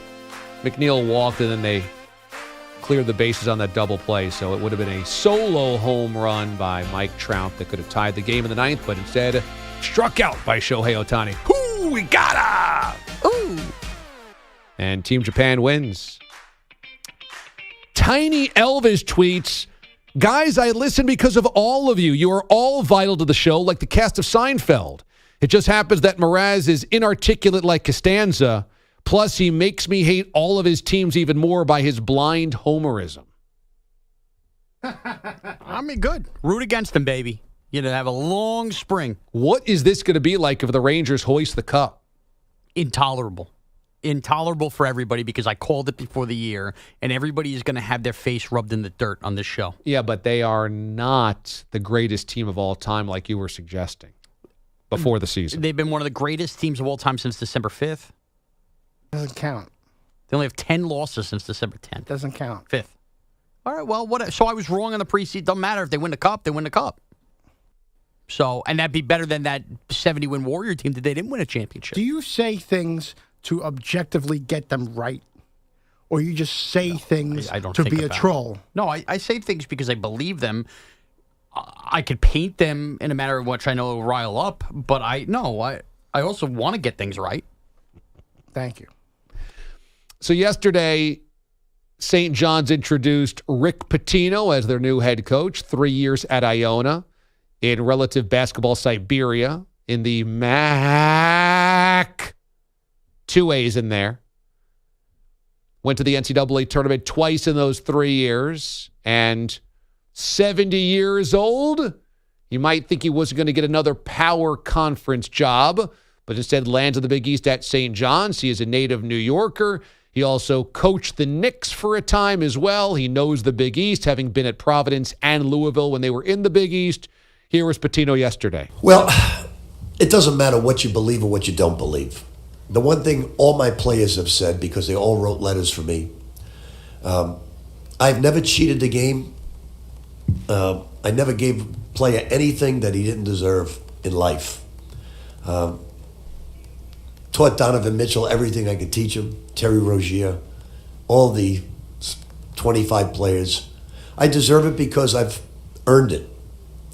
You don't get anything for free in this life. You have to earn it. You have to deserve it. And because of the treatment of my players at BU, Providence, Louisville, Kentucky, that's what you earn. You earn the respect of your players. Get on top of the guy and they'll do a lap dance. Does Rick Pitino deserve this shot? That he's earned this shot? I think deserve is an interesting way to frame it for Rick Pitino. St. John's is a once proud basketball program who has fallen on a hard couple of decades. They are desperate for relevance. They are desperate to be something again. And Rick Pitino is the best coach available to them. He is the very best, most decorated coach available to St. John's. They can't woo Jay right out of retirement. They can't get Tom Izzo to come there. Bill Self's not taking over St. John's. The best coach available to St. John's is Rick Pitino. And that's why he's the head coach at St. John's. Does he deserve it? I mean, that's an interesting way to frame it, because you could certainly argue he doesn't deserve it. That through all of his scandals and black eyes throughout his career, that the last thing he deserves is any more chances. That, you know what happened at Louisville, where you won a national championship and it had to be vacated, where your assistant coaches, whether you knew or not, were throwing stripper parties on campus and paying bagmen of sneaker companies hundreds of thousands of dollars for recruits, that even if you didn't know, you should have known. And it's kind of hard to believe that you wouldn't know, because you know everything in your program all of the time. You could certainly make the argument he doesn't deserve this. He's had a really good life in basketball that's made him a lot of money and given him a lot of prestige and puts him in the Hall of Fame. And that the last thing he deserves is one last crack at a big program. At the same time, because he has won and won everywhere, not, 2 out of the 3 places, 4 out of the 6 places, everywhere he's gone except the NBA. Every college stop he's ever had, he's won. That in some ways does earn you your jobs, no matter how dirty, filthy, disgusting you are. Now, those are just recruiting scandals, player scandals that Louisville had to deal with. But how about in 2009 when Rick Pitino was the target of an extortion attempt? He had a Louisville equipment manager named Tim Cipher, okay? Louisville equipment manager. His wife, the equipment manager, Pitino slept with on the floor of an Italian restaurant.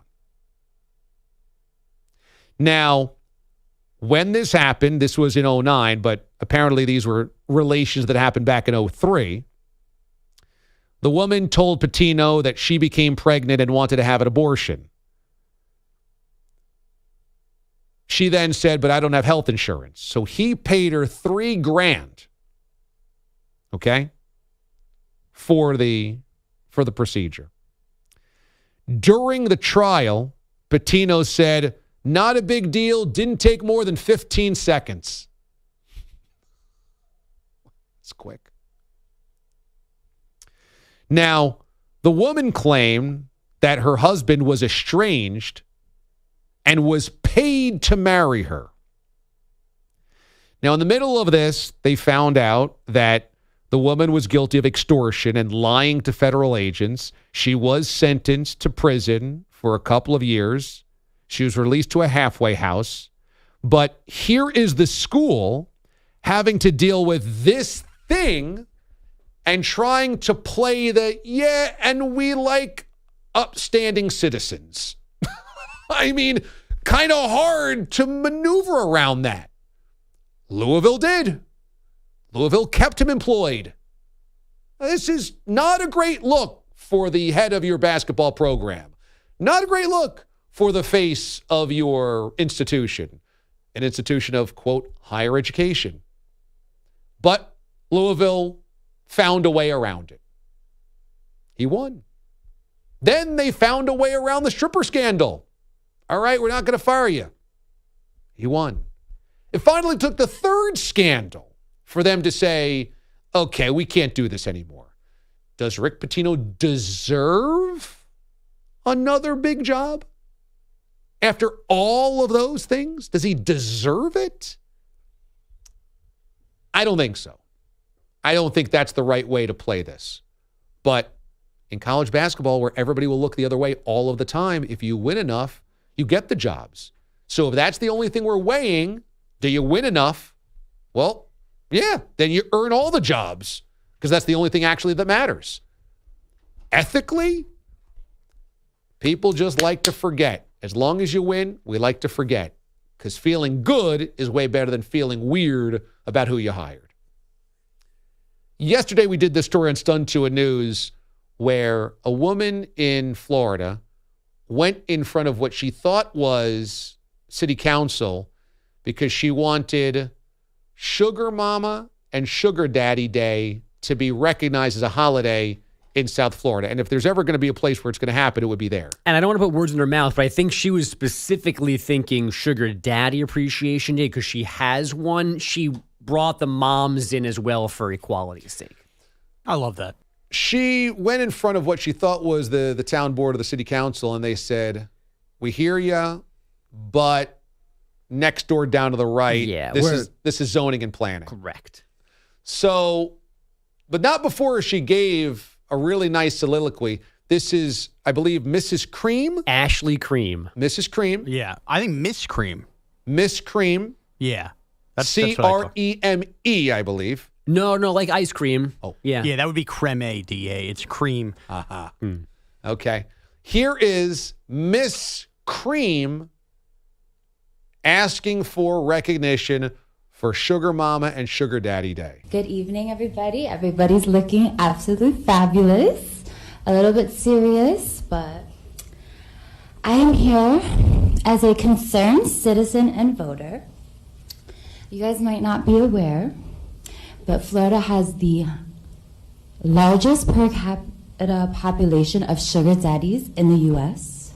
Miami, Palm Beach, and Boca lies the most concentrated populace of these aged benefactors.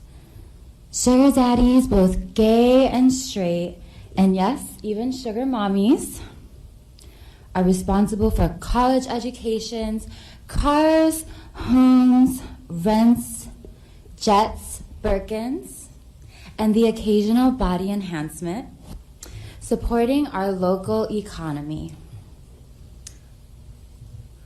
Let us celebrate these giving, generous Samaritans as I stand before you, requesting that you decree a Sugar Daddy and Mommy Appreciation Day on March 10th to honor those who have given us so much.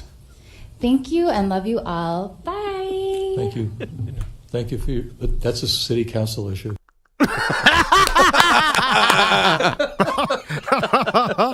You still saying no to that, Pete? Yeah, even more so. Oh, okay. Let us honor those that have given so much to us. Good evening, everybody. Everybody's looking absolutely fabulous. George Washington, Abraham Lincoln, MLK, Rosa Parks, and my sugar daddy.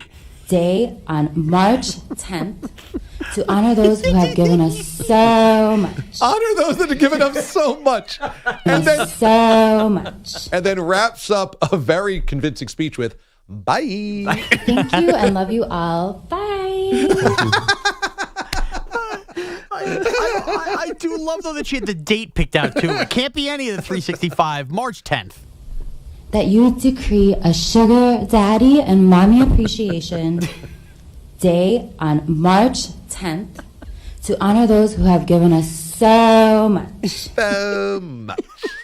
Bye. You're responsible for college educations and jets. She presents it like it's a charity. Like you should get a tax write-off if you're one of these sugar daddies. What is it, 501c? Yeah. Everybody's looking absolutely fabulous. Yeah, Ted with the Old Navy button-down pushed into the khakis is looking fabulous. What's Cream doing this time? I told her not to go in front of the planning board again. I am here as a concerned citizen and breathing heavy into the Everybody's mic. looking absolutely fabulous.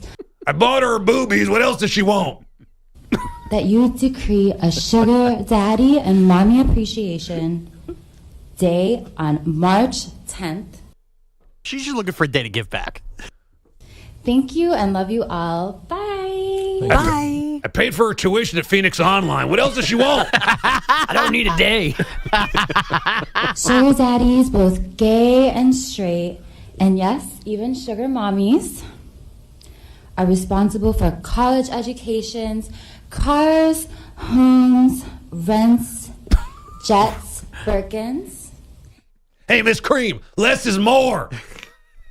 Are responsible for college educations, cars, homes, rents, jets, Birkins. Jets. What did she say Thank after you and Jets? love you all. Bye. Patriots.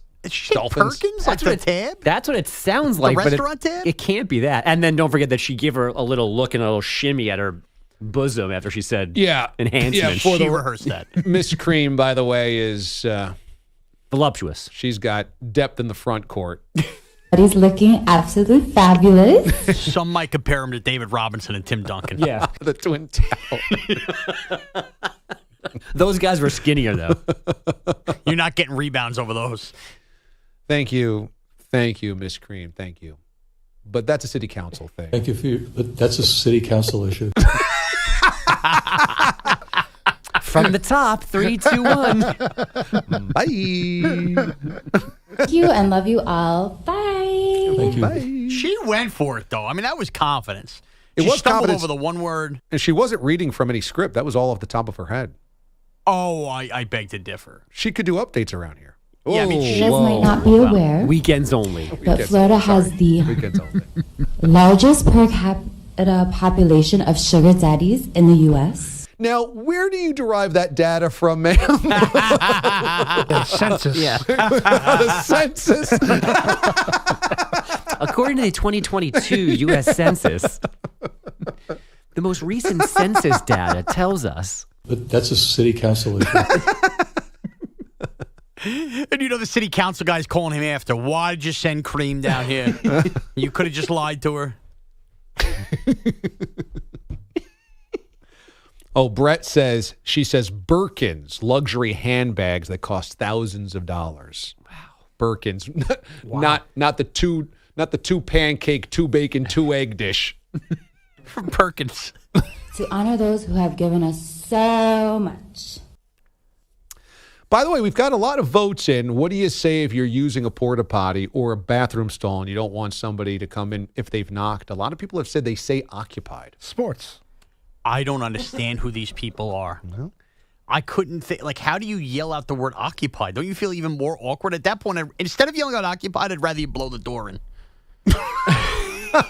Did ever use the word occupied? 3, 2, 1, heave ho! I've used like a preemptive like cough to like let them because like you can almost feel when someone's you can almost feel when someone's coming close and like wondering if there's anybody inside. Okay. So you just like clear your throat real quick to let them know there's another human there, and they back away. Or like you can just see like the feet are there and they're not moving, and they're definitely pondering what to do. You just go and then they know. That's not bad. Yeah. Dave says, clearly you guys haven't spent time in doing this stuff in the Midwest. The only answer to the stall knock is Opa. It says it all in one word. Someone's in here. Sorry I'm in here. Sorry I'm inconveniencing your life in any way. Just a minute. Don't come in here. It says it all. He spells it O-P-E. I think he means to say Opa because I don't think you would say Ope or O-P. Well, Sean's Mr. Middle America, so you don't know this? I don't. I should know this. You should. Maybe it's kind of like when an umpire gets a strike, go, hoo-hoo. Or oop. Maybe saying oop. Oop. Oh. Oop. Oop. Oop. Yeah, maybe that's it. Oop. Oop. Yeah. Oop. You're right. I have said that. Yeah. Oop. Oop. Oh, yeah, he's right. It's not Opa. You're not finishing any kind of word. It's that initial boom. And it's oftentimes, even like if you are bumping into one another on the street, if you're coming out of a door, somebody's coming in, it's a small whoops. Yeah, you've nailed it. That's a word that I've probably said a million times and don't even think that I've said it. Yeah. Ope. Yeah. Yeah, that's not a Midwestern thing. That's everything. It's That's probably everybody. spelled O-O-P. Oop. Right? Like a little oop. Oop. Oop. Oop. Oop. Oop. Oop. Oop. Oop. Poop. Oop. I do love bogus. It works. Just announcing yourself.